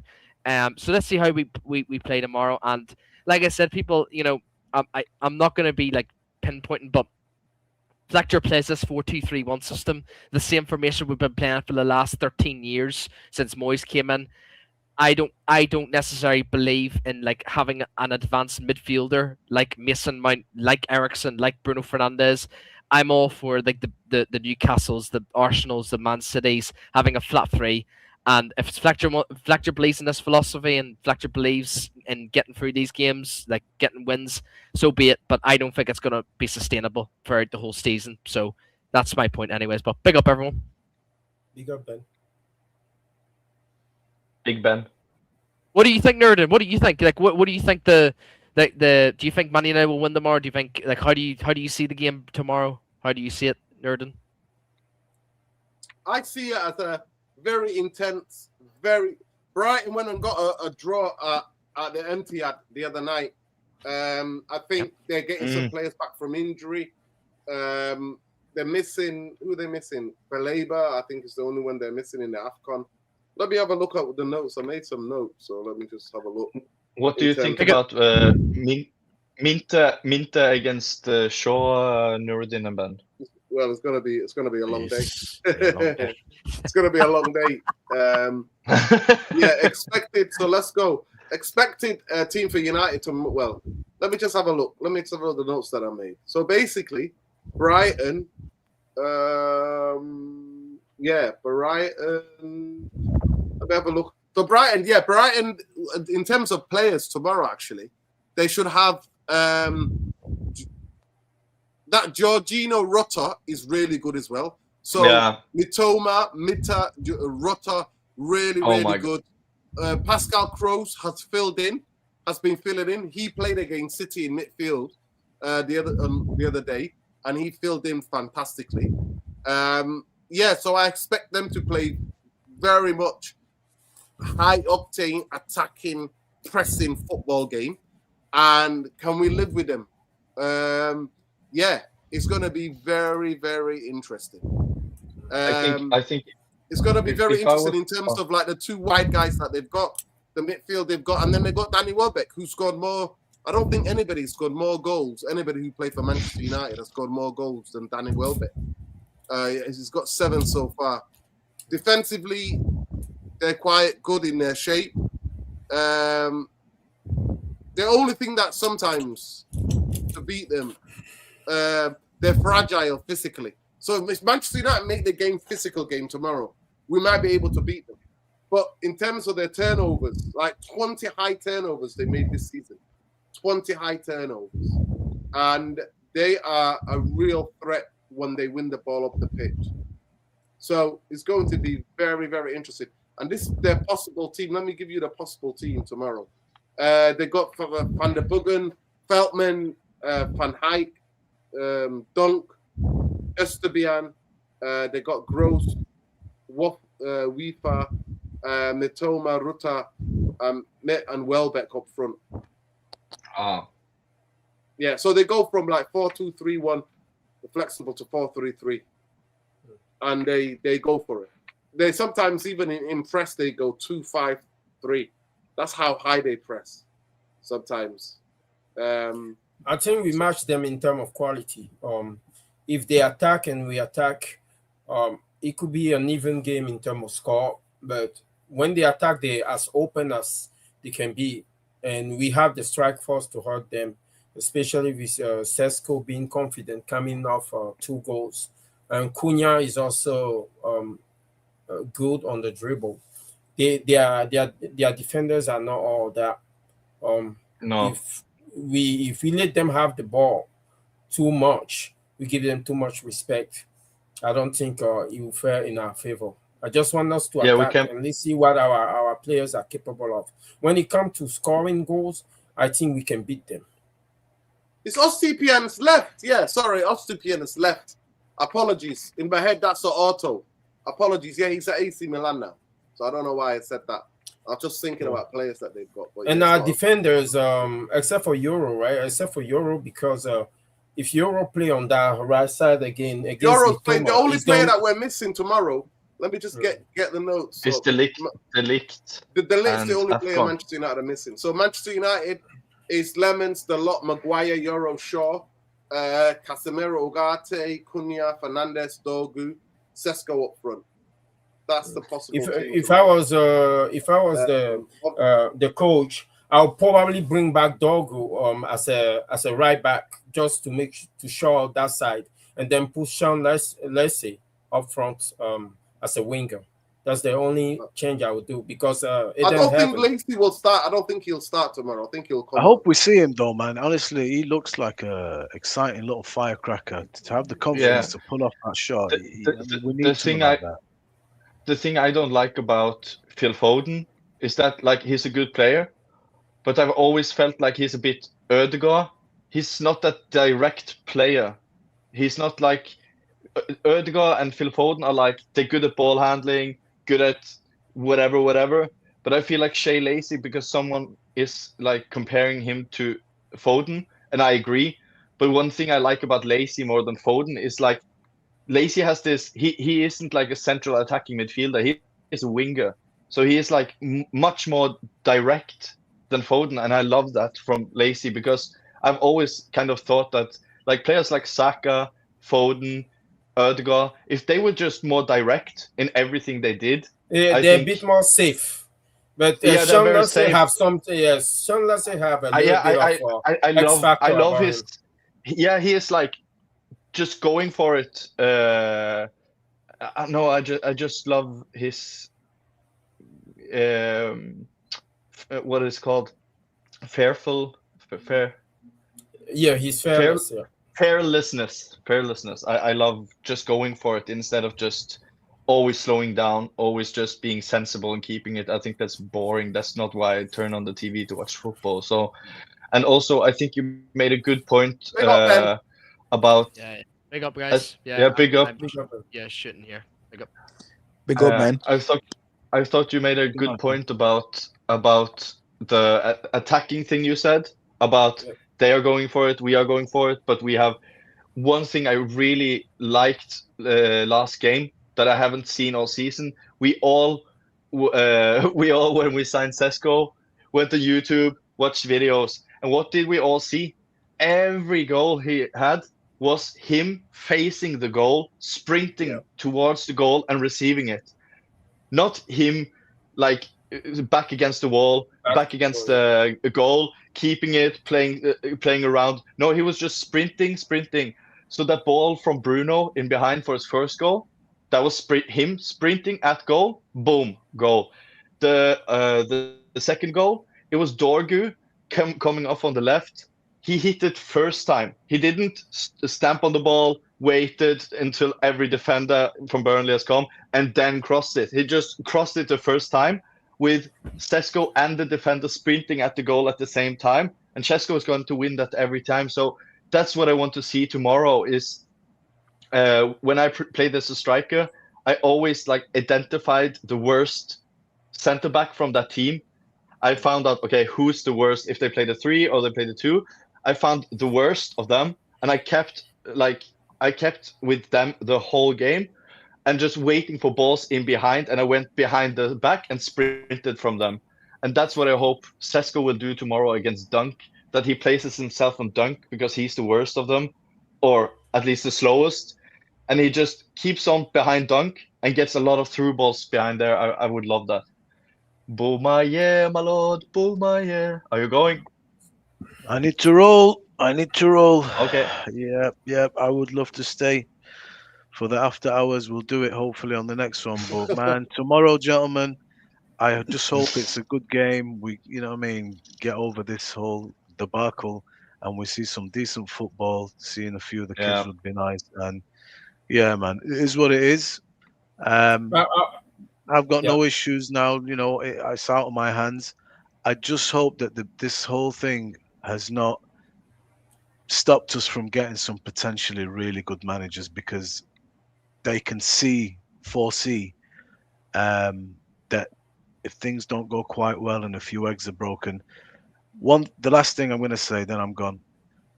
I said previously in streams, if I'm kicking up a fuss and I'm kicking off and I'm spitting my dummy out, if you guys over there at United have confidence, and you stay true to your convictions because you believe in something, then okay. But at the first sign of any trouble, and with the pressure from pundits, blah, blah, blah, they've caved. And they've backdoored everything. So I just hope now, Helge, I'm sorry to tell you, bro, I'm going to sign off with, we are never, I think, now going to see an Antonio Conte at Man United, because he will just destroy them. He'll blow them up. Yes, Jarvis, as you come, I'm rolling. Good to see you, bro. Gentlemen, good night. Enjoy the game tomorrow. I see you on the next one. Big up, Luani. Goodbye. Good night, guys. Super sub Jarvis. Coming in like Solskjaer. Yes, Jarvis. How are you? Jarvis, He's gone muted. He's gone Anne Frank. He's muted. Oh, you come back. So tomorrow's game, I think, is gonna be on the flank because of Minte and Mitoma. The only issue I have, I think, on the left side, with Luke Shaw and Lisandro Martinez, they both understand each other. Even though the second goal last time was their fault, I think they've been handling that side pretty well. But on our right side, I think Lenny Yoro should have a little. What do you think of Diego Dalot and Luke Shaw as the fullbacks? Luke Shaw is fine. But Diego Dalot is not okay for me. Seriously, because we don't have any choice. Those two are our most experienced players, but sometimes when they play, it look like they haven't played at our stadium before. I could take Luke Shaw, but I cannot take both of them playing at the same time. They're just too much mistake prone. And when you're playing against a team like Brighton that like to create isolation on the wings, with their and overload on the wings, I think we just have to shut down that side and we can let our wingers, Cunha and Sean Lassie, potentially do their thing. I will replace Dalot with Dogo, and I think that can work out. But the backline I want to see is Euro and Haven together. I think that's our future backline, because I'm not too sure about Lisandro Martinez in the back four, because of his height. Would you play Dorgu at right back, Euro, Heaven, and Shaw tomorrow? 100%. That is my preferred backline. And who in attack would you? Because they are not going to start lazy, I think, most probably. Would you play Mount up there with Cunha and Bruno behind Sesko, or? I think we are lining up in a 4-2-3-1. So that will be Cunha, Bruno, and Mason Mount. Yeah. it's a lot of work then, because all of those 3 players at least work their socks off. That's one thing I like about Cunha, that the last games he hasn't been so good, but one thing I like about him, which I always like, what has to go? One thing I've always liked about our previous teams when we were successful in the dinosaur age, is that I can easily, and that's like when I played football myself, I can accept when players have a bad game if they work hard, because everyone can have a bad game, but don't start working hard for that. And that's one thing I actually like about Cunha, is when he's having a bad game, he's trying things, and nothing comes off. He's having a shit game, but he never stops like running and being aggressive and stuff. And that's what that's something I've missed. Not just because you remember like Garnacho or Rashford or players like that, when they didn't have their game, they just stopped, full stop, didn't press, didn't aggressive, stopped trying, and I hate that. So that's one thing I at least like about Cunha, is that he is like a maverick, a fun player, dribbles, but he is working very hard, and I love players that work hard. It's cliche, but I think with the big up formation. Mufc. 1 second. Big up Mufc. I want to hear what Sean thinks about tomorrow's game. yeah. Go on, Sean. Jarvis, I hope you're all right. Yeah, I mean, there isn't anything to say other than what the guys have said now, right? An FA Cup game. Fletcher, I think, understands and honors the United tradition. So I agree with those who think that Bayanda is likely to start. And I think this means we are going to see Kobe Mino probably shave this year as well. I saw those stats about how we created more chances for Sesko in the game against Burnley than we have in the 12 or 16 months that Amorim has been around. So, there's a lot to look forward to. On the flip side, the system, quote unquote, that Amorim was working on, I think there was some strength to it, and it was part of the reason why we dismantled Brighton the first time we played them. So I don't know what to Yeah, expect. good point. Good point. This game tomorrow. So we'll see. But I think with enough like positive, just good vibes, I think we should have enough basically to win on an FA Cup Sunday. Nice.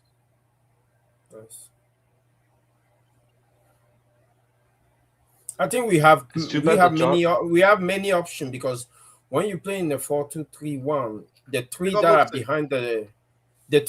behind the striker, Mason Mount has proven because of his football intelligence and his reading of the game that playing on the left or the right. He was terrible the other night when he came on. He was absolutely wow. Come on, but I've seen him play on the right before, and he was invisible he the doesn't. other night. Have you watched? What do we qualify as invisible? But the guy is releasing the ball quickly, or because he's not making anything happen? Nothing. Yeah. Have you watched Harry Potter? Yeah. Yeah. Do you remember this cloak? Yeah, invisible. That's Mason Mount. I have no personal hate against him. It's just he has been here 2.5 years, and Anthony has had more better games. I'm not saying Anthony is better. He is not better. But Anthony, I can remember when I think, at least that game, that Anthony game in the Europa League against Barcelona, that was a good game against Liverpool. But Mason Mount has barely 5 rememberable games in 2.5 years, and he's been injured 50%, and he costs £60 million and wears the number 7 shirt. So my reason for saying that is, I don't think he's shit. I don't think he's shit. Yeah, that's the beauty. It's just when you have a number 7 shirt and cost 60 million. Sorry, bro. I have to have different standards for you than any other players. I feel like that's fair. That's fair. No, that's fair. But what I'm saying is that the beauty with this formation is that with the 3 behind the striker, it doesn't have to be Mason Mount on the right. It can be Bruno. And last time when he switched Bruno to the right, we see what happened. In the game completely changed. So he can move Bruno to the right and put Kobe Mino in the 10, or move Bruno to the right, I would love that. I would love that. He can even use Circusfc. He can even use Circusfc in the 10 because Circusfc has proven that he can get those through ball to the runners, to the strikers. So we have plenty of options just because of this formation. And did you, what goal was it? The first goal against Burnley. If you remember where exactly where Bruno stood when he took that pass, that was kind of where Ahmad used to play, like kind of to the right, playing Šeško in behind there. And that's what I've been missing from, because we all have different opinions on Bruno, obviously.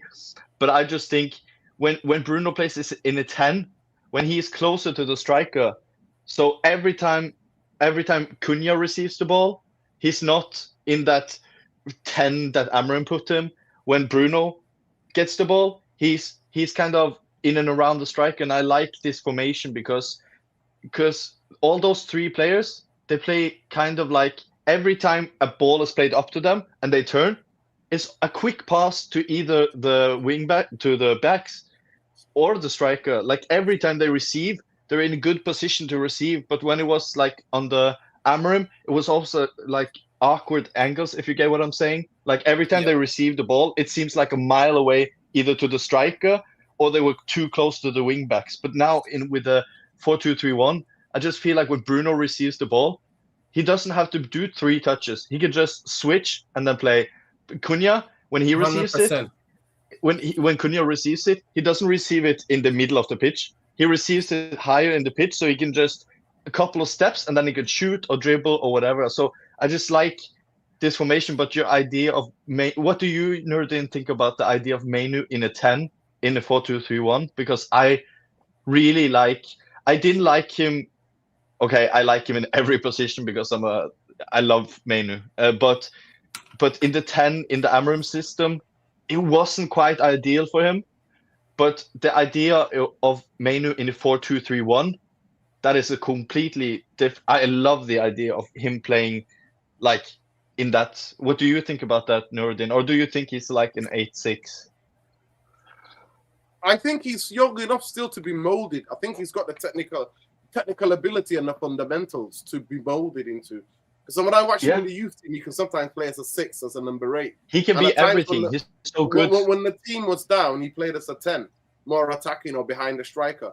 But Manchester United have not developed him. He's lost 17 months of development because of this football club. And that's important years. Important years. I really think he should leave because I think no. There's no stability in this football club. There's no stability. I agree, but football club. Nuruddin, I have a question for you. I have a question for you, Nuruddin, specifically about ownership. What kind of ownership do you want? We have people that own club for profit. We have people that own club for pride. And sandwich in between those two, they both practicing sport washing or money laundering. What kind of owners do you want? The ownership that wants to win. Ownership that wants to win. And they both want to win. Because no, they don't. They both want to win. Are you taking Luwani? Yes. Luwani. If I own a club for profit, if the club win more game, obviously I make more money. Luwani. Right? I'm sorry. Luwani, I'm sorry to say, there is never been any intention for Glazers to ever win. They were only interested in money. The only thing what he's interested in, Glazer, Ratcliffe, he said, my mission is to make Manchester United profitable. For who? By winning. No! He said not by winning, he said profitable. Not by winning. You two guys are box office. I could literally watch you guys discuss if you like mayonnaise or ketchup on the toast every day of the week. I love it. I love it. I don't understand, Nuruddin. I don't understand because if you are an owner, Luwani, do you remember Ibrahimovic? Yes. Do you remember Berlusconi in the AC Milan? Yes. Do you remember the owners of Juventus? What they own Ferrari or whatever? Do you remember? I don't feel bad getting personal when Mason Mount. I still see Chelsea player. in our number 7. Can't help it. 100%. Yeah. 100%. Listen, those people wanted to win. Do you see the Manchester City owners? They want to win. Do you see? This is what Manchester United owners do not want to win. We won despite of them. Let me finish. Please let me finish. We win despite. Fergie won despite of them, and that's the only thing. So we can argue another time. I am tired. No. I am not feeling well. Let me finish. Let me finish, please. We can have this debate another time. Just me and you will do a show together. Yeah. You can bring please. I can bring the evidence. I can bring the evidence that they're not asked about winning, and then you can bring the evidence of how they want to win. And then they don't know how to win. They want to win, but they don't know how to win. That's the difference. That's where I think the confusion comes from. They don't know. Seriously, Luani, there's something called competence and incompetence. They are incompetent. I agree. Well, there you go then. Well, there you go. And that's why Glazers have been incompetent for 20 years. And then now, I'm going to Ineos for the last 2 years. Luani.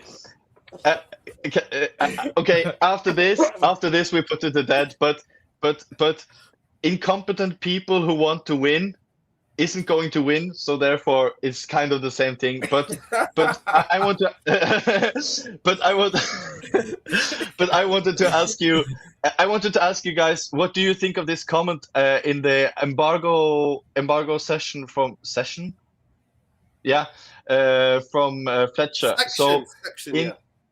Section. Fletcher in 2019, December 2019, we sacked Mourinho. We got in Ole, and every one of the ex-players wanted. Hey Jarv, coming in like a super sub. Big up, Solskjaer way. No, I was just saying in 2019 in December, when Mourinho was sacked, when it was brought around that Solskjaer was taking over, Neville and everyone was positive to it, but Fletcher was actually one of the few ex-players that wasn't positive to it, and he said something along the lines of, I feel like we as a club is just writing off the season in getting him as an interim. So Fletcher said that in 2019, that getting Solskjaer in means we're writing off the season, and that's wrong. We can't do that as a club. He was confronted, so that's credit to the journalist actually. He was confronted with that message on the embargo session, and he said, because now he's, what do you think he said, Nuruddin? Because now he's hired at the club. So he said, good research that. I was young and naive at the time when I said it, wasn't I? That was my feeling at the time. And speaking in context, I was out of the game, not involved on the inside. I think the most important thing for me is that it's not my decision. And ultimately, the club needs to do what they think is best. So now he is like totally agreeing with getting an interim. First of all, that's brilliant journalism. I don't know who did that research, but bringing out that hypocrisy, brilliant journalism. I agree. That's crazy. Good. Yeah. Well, now he's a company man, isn't he? And it's not even talking about Manchester United needed midfielders for January. So he's telling us about how good the players are and all that. But listen, Jarvis, before we wrap up, we waited for you. You had a bit of sound issues. Welcome. Hopefully the weather's not too bad. It's freezing here in the UK. But I'm sure it's the same. It's the same. It's freezing. Yeah. Big up to you. Lots of love. How's the family? You well? Hope the driving was all right. You got home safe. That's the most important thing. It can be difficult driving in the snow and crazy weather. But Brighton, how do you see it tomorrow?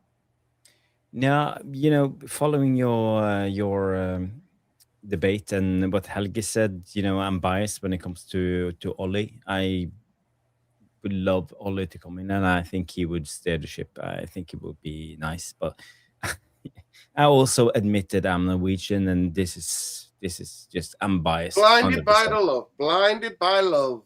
I'm blinded by love because I love Ole. I love Ole. I love the 99 season. I loved how he came on, how he changed the game, how he won it in Barcelona against Bayern Munich. It's something else. But I don't think it's a long-term solution, to be honest. But I think it's a short-term solution. And if we can get Oli for till the summer, and we can have someone else like Thomas Tuchel or Ancelotti, who's my first pick when it comes to a big name manager coming in. I think he would be the right man coming in. But besides that, talking about the Brighton game, I think it will be an open-ended game. I think it will be from side to side. I think it will be a lot of chances. The most prolific team who actually take their chances will win the game. And by the seams of it now, right now with Sesko, how he looks as a striker, I love Sesko. I love his movement. I love his instincts. And I talked about this for at least the last 6 weeks, and a lot of people have been critical to Sesko. I think he's you too, and a lot of people have been, but I've been analyzing. I've been showing it on my YouTube channel how his movement is. I've been showing you clips, guys. On that second goal, his movement was fantastic. His movement has always been fantastic. But why is everybody jumping on board right now about his movement? We give him no service. And we gave him service in one game and he scored 2 goals. It's not about the striker, it's about the service. That's the thing. When I look, always it's been the same for the past 10 years. It's not about the service, it's about the manager. But being a former striker or being a former midfielder or being a former whatever, you always kind of watch your previous position a little bit more than when everyone else on the pitch. And I always look at the attackers even when we're defending, because that's just how I am. And it was definitely, and Jarvis can probably write off on this, but it was definitely not the same with Højlund, because I was always thinking he's making the wrong runs. He's going in too slow. He's not 100%. Anticipating where the ball can come, because as a striker, like, we have a lot of bad decision makers in our club, like in our team. I mean, but I always wanted Højlund to be in the right position. So okay, he didn't get the ball, but if it came, would he have scored? And the answer was no. But since Sesko has come in, correct me if I'm wrong, Jarvis, but almost from maybe the first, maybe not the first, but at least from the second, third game, he's been making like runs all of the time. Like, he is free, he is there, and what do you call it when you recover position?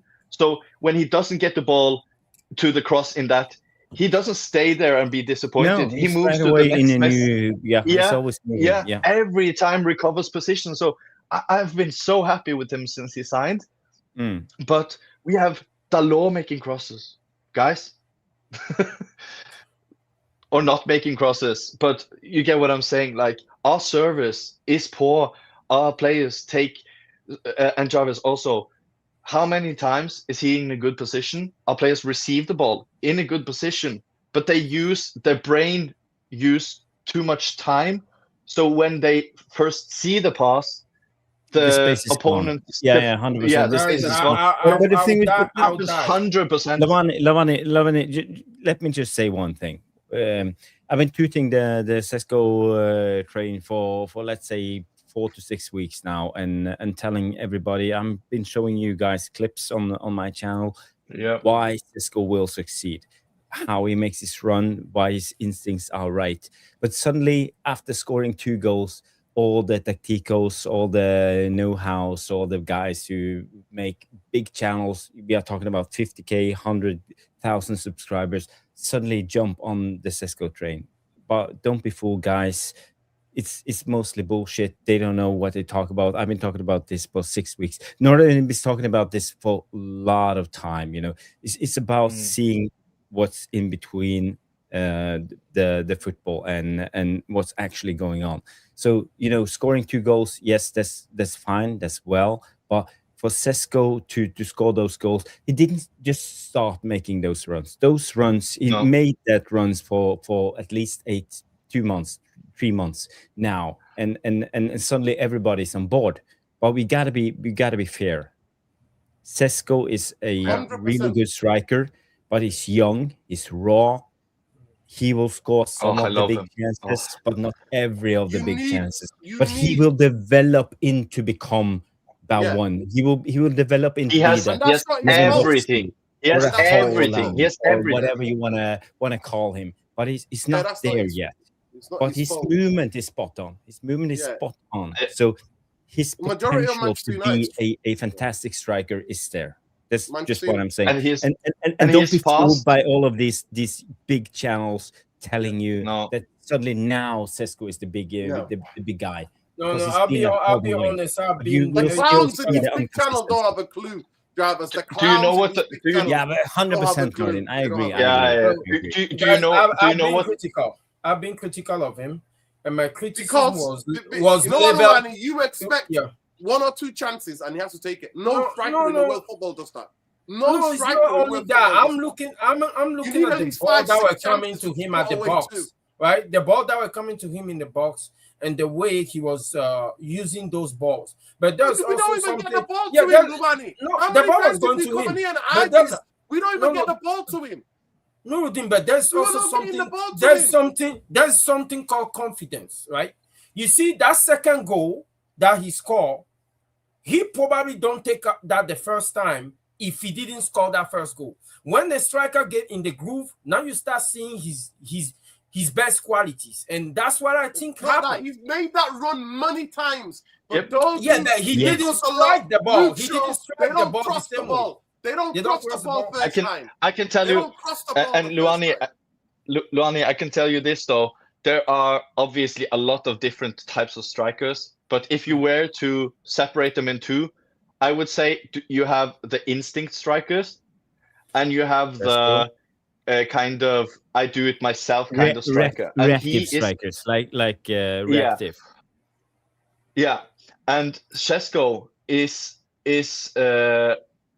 he is best when he doesn't have to think, and that's why he does all those good Instinctive. moves, because those moves, because like the cross from Dorgu, he have no time to think, he just reacts, and that's what he's good at. So the problem is not something that has to do with him. It has to do with me as a midfielder, or me as a winger, or me as a right back, or whatever. It's my job to service him, not for him to make the best out of my thing. They are going to service him. So if I was Dalot or I was whatever, it's how do you want the ball? And it's like, I want the ball so I can score in the first touch or in the second touch. And you can see clearly when Bruno put him in, bang. When Sesko put the ball in, bang. All those other things during the season when he has made all those same runs, if he has gotten the ball there, it's bang on first, bang on two. So he would have done that a second of times. And what Jarvis is saying about now suddenly everyone is on the train, and Fletcher came in and suddenly made Sesko into world star. He was shit on the Amorim. He's quite dedicated. The Yeah, best but example. you just say watched something the that's game. No, important. no, Let but to hear me, speak. just Let Nordin say Yeah. his word because Yeah, he's Nordin very is right on this. dedicated. He's very dedicated striker. Sorry, Helgi. Let you come back in a minute. He Yeah, analyzes his and game. that's He thinks and about that's the a runs good that he point. makes. But he needs to And that's a good demand the point. ball. He needs to speak to them and say, demand the ball. Yeah. He needs to work. And the only way you do this is have relationships in a trade and tell them, listen, if you do this here, I'm going to make the run to here. When I played football, I used to get like the strikers, the number 10, speak to the wingers and speak to me as a midfielder. Yeah, When you have the ball here, I'm going to make a run to the front post or the back post. I'll go there and then I'll spin out to go to the back. So you have to communicate. And he is somebody, from even when Amorim was here, Amorim said he's meticulous. Remember what Amorim said about him? He said he's I love it. professional. Yeah, He's looking at ways to improve. He's looking at everything ways to be. And the big difference was on Tuesday, he got the ball. He's got a record now for having the most shots in the Premier League as a striker. Yeah. He's got the most shots in the Premier League because we, like you said, Helga, the ball, every time he moves the ball, we work towards the bottom. I think in the long term, he's going to have to develop that aspect of his game. But Of for course. now, But Norrin, in do you this agree game, that his yes, movement is nothing the new? movement is good. The He movement has is his good. movement. The Yeah, movement has been there for that's 8 a big weeks. thing. That's at a big least. thing. I think we are avoiding the core of the problem here, right? The core of the problem, Helge said that Sesko is a kind of instinctive striker. I 100% agree with that. But in order to be instinctive, you have to trust your partners, your people that are playing behind you, that the ball will come. That is the reason why we're supposed to have a chemistry on the final third of the pitch. Since Sesko has been here with the system of Amorim, we haven't been able to develop any chemistry at the end of the pitch. All we have is Ahmad isolating, and that's about it, or ball over the top. Now we have a system that allows us to have three creative players right behind the striker. That is the point I'm trying to bring. Yeah, that was me. Do you remember we talked about this like 15 minutes ago with the 4-2-3-1? I like every position of those three when they receive the ball. They're much closer to goal, weirdly, than in Amorim's, even though Amorim has 2 10s. I feel like every time Bruno was receiving the ball, he could just turn and everything was kind of closer because it's more centrally than the 10s are out there and you have no one in the middle. So that's one thing. But I just want to say also with Sesko that the biggest how do you say it, evidence for what Jarvis's point kind of is that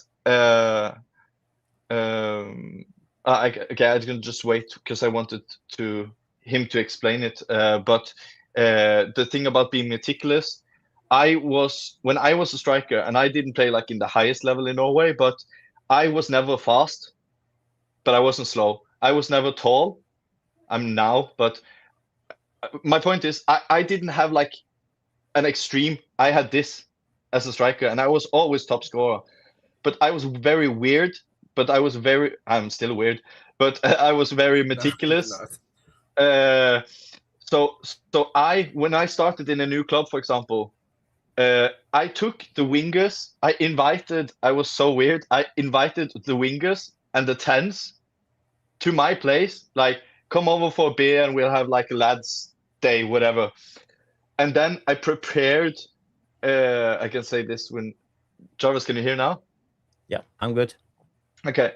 Yeah. So I was just talking that I invited, when I come to a new club, I always invited the wingers and the 10s, like for a lads and have a beer. I was so weird. And I put on the TV on YouTube, I put on Klose, Pazzini, Ruud van Nistelrooy, players who aren't, they are just movement. And I just showed them. I paused, watched in slow motion, and I explained to the 10s and the wingers. I say, every game I play, I put myself on the weakest of center backs. I go behind him, and I want, as soon as you receive it, I want you to go. You don't even have to look for me. I'm going every time. I'm doing the run every time. So I did this every time I started in a new club. I invited the wingers and the creative kind of forwards, even the bench forwards, so that everyone could see how I wanted. Because the worst thing for me as a striker is that I don't like coincidences. I don't like random. So that's what I really loved when Amorim said those things about Sesko, because being meticulous like that is kind of how you be consistent, because then you don't score random goals. You score off patterns, and patterns are, how do you say it? If you can do it again, repeatable. Patterns are repeatable. Being good, second nature. They become second nature. Yeah.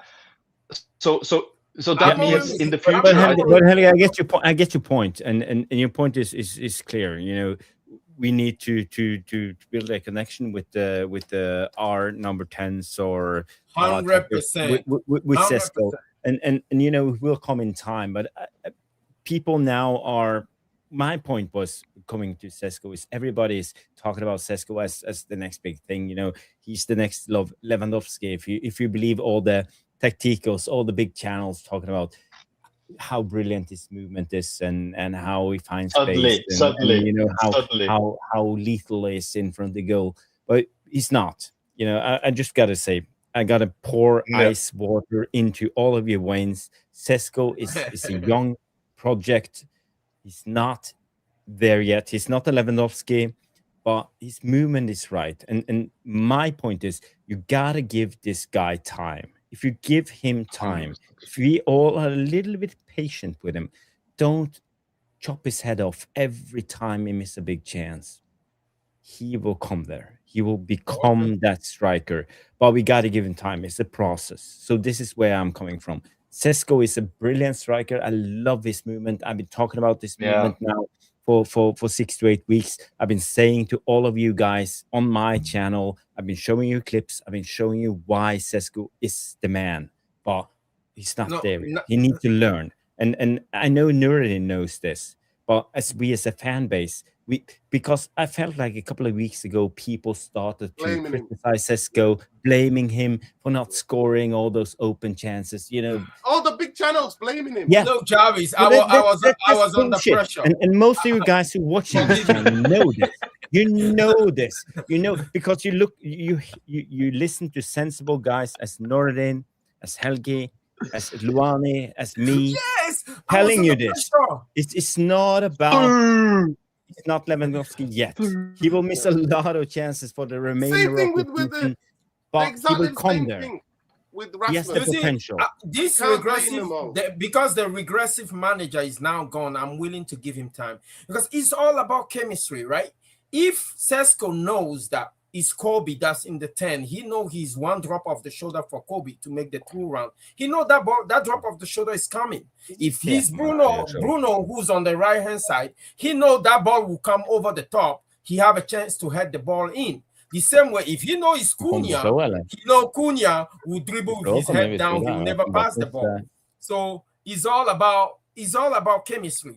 The longer he have to play with different personnel, know their nature, and they themselves, they will know him because of his movement. They have to get familiar with. They know his first run is the decoy, and his second run will probably be the right one, and they know which areas to pass the ball in with. I'll be patient with him. Staying with you. Last word from you, because I need to go. I'm so tired. I need to sleep. Last word from me is about their ownership still. I know we've been criticizing them. And that's why I was asking you, what kind of ownership do you want? Because both we're gonna have a debate. Let's have that debate. Another thing. All right, we win tomorrow. We win tomorrow. Yeah. I'm looking forward to watch United play football because I know we're going to attack. I know the players will express themselves. It does regardless of result. That's it. I'm happy.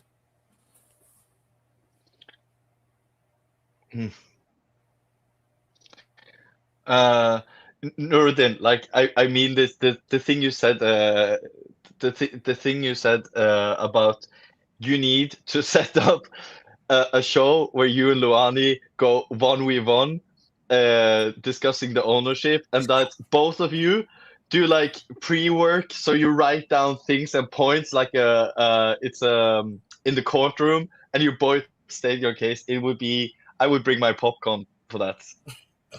I would. You didn't think I love the owners. I don't like them. I don't like them either. Helgi, about tomorrow. What do you think about the game tomorrow? Ask him first.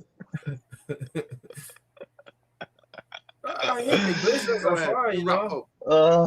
Yeah, I can go first if you need anyone to go in first, because game tomorrow will be an open-ended game. I know Hursler, he likes to attack, he likes to go direct. Same with us. We with the new manager, with Fletcher coming in, we like to go direct. We like to play the straight lines, not about dilly-dallying sideways, and then go forward. It's all about going into attack. And I would expect tomorrow we will go with a 4-diamond-2 formation with Cunha and Sesko as the most forward players, with Dorgu, with hopefully Mason Mount, Bruno, and Casemiro in the row. Maybe Casemiro, Ugarte will play. I'm not sure about. Where do you think Mount will play? Where do you think Mount will play then? Who goes out or whatever? I think if Mount is fit, he will start, because Mount is one of our better players, even if you like and it or not. Dorgu out, or yeah, we will see tomorrow. But my point is there will be there will be an open-ended game. There will be not a lot of defensive play. We will have Dorgu or Casemiro as the sitting midfielder. We will have a back four with 2 attacking fullbacks. So defensively, we will sit with a rest defense of a DM and 2 central midfielders. So we'll be open. We are used to a rest defense of 3 guys and at least 1 central midfielder or 2. So we will sit with 3 guys instead of 4 or 5. So we will concede chances, but we will create chances. That's the thing. And Sesko's recent form with Bruno, with our wingers, with guys. Yes. We have on the right side. We have a right-footed winger who will go to the byline, cross inside. On the left side, we have Cunha. Same thing. Go to the byline, cross. It's all about getting the central striker scoring goals. So it's all about. It depends on about clinicality. Is Sesko there? Yeah. We know Welbeck will score tomorrow. He will start for 100%. He will score either 1 or 2 goals, but we have to score 2 or 3 goals. So it will be a lot of goals. My prediction is 3-2 to Man United, and I think we win it. Helge, what's your thoughts? I changed my opinion because I more agree with your opinion. 3-2 sounds. When you said it, I was have like, your own opinion. Don't listen to me. I know yeah. I have, but sometimes like you have an opinion, you hear something, and you more agree with that opinion, and you can change your opinion. It's not flip flop. It's just when you said it, it made more sense in my head because I was going 3-1, but I think more it's going to be 3-2. But I just think when you were speaking that actually in a weird way, I think it kind of suits us that it's going to be kind of a ping ball match because it will open, for example, for more space in behind for Sesko and everything. And one thing I hope is that we have to start either Euro or Heaven or something. I think we are going to that, but we have to exploit that they have Dunk and we have fast center backs or defense. Van Hecke is a brilliant centre back. Van Hecke, one of the one of the best centre backs for the Premier League, ball playing centre back. He's so underrated. As Sesko, or as a striker, I would 100% like be in behind Dunk all of the time. When it's possible, of course, and it makes sense, but use the space in behind because. Sorry, Helge. The way we win tomorrow is making the game physical. Especially like when they keep the ball at the back, we need to press them. We need to have triggers to press them and make the game physical. When they play against teams that do physical load, they find that because they want to play football. They want to play pretty stuff. They want to go side to side. They want to box. Yeah. If you make a physical game, they struggle. We have to do that. But for me, Nordin, I agree. Helge, give me 1 minute, and I will shut up. When it comes to the game tomorrow, you have the defense of Brighton. They have Dunk, they have Van Hecke. Both of them like to do the physical match. If you've seen for Van Hecke against Haaland, he goes into him. He just rough and tumble him all the time and try to get Haaland out of his game. He will try to do the same with Sesko. So for me, I think one of the key elements will be the duel with Van Hecke and Sesko tomorrow. It will also be about Welbeck, his duel with one of our centre backs. I don't know if the way he drops because he will drop in. Because I've been seeing so many games from Hursler, Brighton. I know how they play.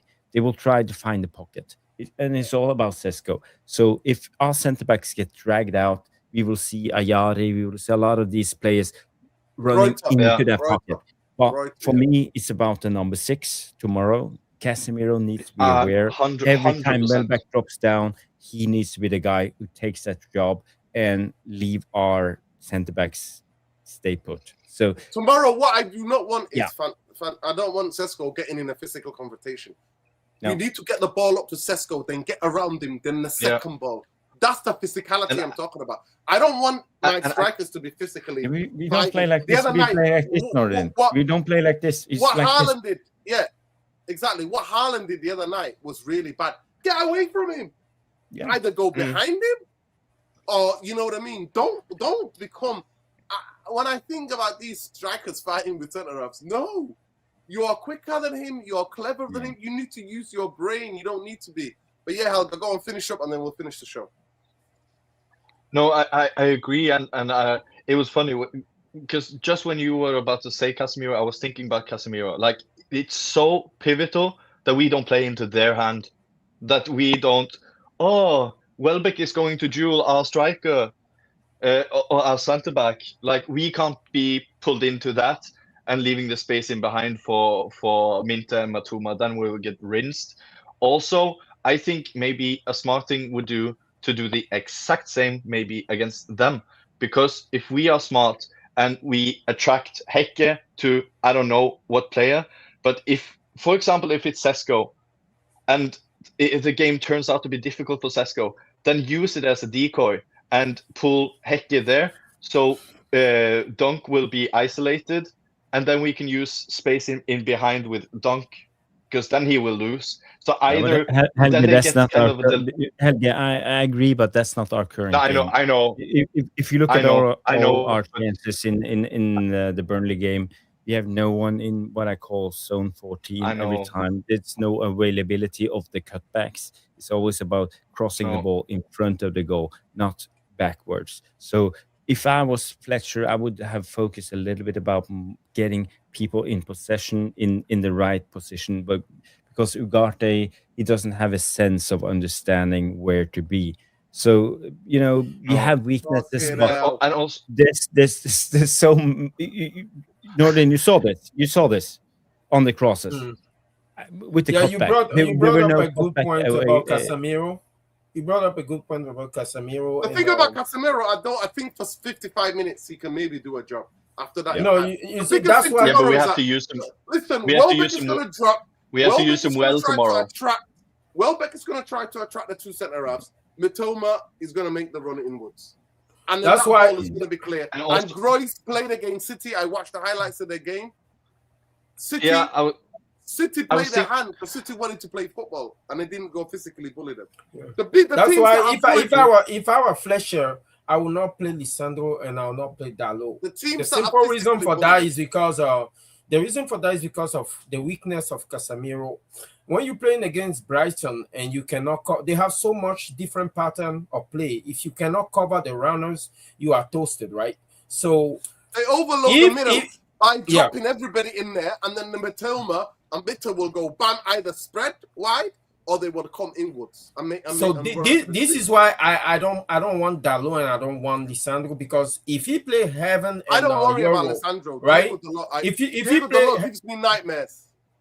If you play Heaven and Euro, right, you guarantee to a certain extent to win ahead to the aggressiveness of our centre backs against Welbeck. Now, if you have Dogu playing in the right back, you can invert him. If you have Shaw playing in the left back, you can invert him to compensate for the fact that Casemiro get dragged a little up front. So that's what I'm looking at. Dalot cannot invert very well, and Lisandro is also a weakness in terms of his size when it comes to central defending. I'm not worried about that. I'm worried that on the floor he has to make the right decisions. But big up Luani, big up Helga. People, make sure I just have to ask you a question. I just have to ask you a question. No, we gotta go, bro. Listen, 2 hours and 30 minutes. Okay. We have to go. Big up to everyone you tuned in. Shame about people not liking the video. There was nearly 200 people on here throughout. There's 400, 500 people here all throughout the 2 hours. And we only got 100 likes. It's really disappointing. Please, people, you need to go and check out Tactical Devils. Jarvis has been on. Go and watch the videos when he broke it down about Sesko, telling him it was all about the service and what Sesko needed. Make sure you follow Helga here, Don Coliano on X, United Trucker here, Luani, who's absolutely having a howler. He had the worst stream of his man on this channel. He's had a absolute howler. They're telling me about the height of Lisandro. It's not a problem with his height. It's on the floor. What I worry about Lisandro, not because of his height. He bumps people before they jump. But big up, love to everybody. Big up to Jarvis. Big up to Elgi for coming on. Big up to Sean, everybody else who jumped on. Free Palestine, free Yemen, free Sudan, free Congo, free everywhere where people are oppressed. Solidarity with all indigenous people. F ICE, F the Zios, love and light, F Glazers, F Ineos. I hope people protest. Everybody, love and light, take care, look after each other. We'll be back for the match reaction tomorrow. Make sure you go to Tactical Devils for tactical breakdowns of matches straight after the game. Take care. Good night.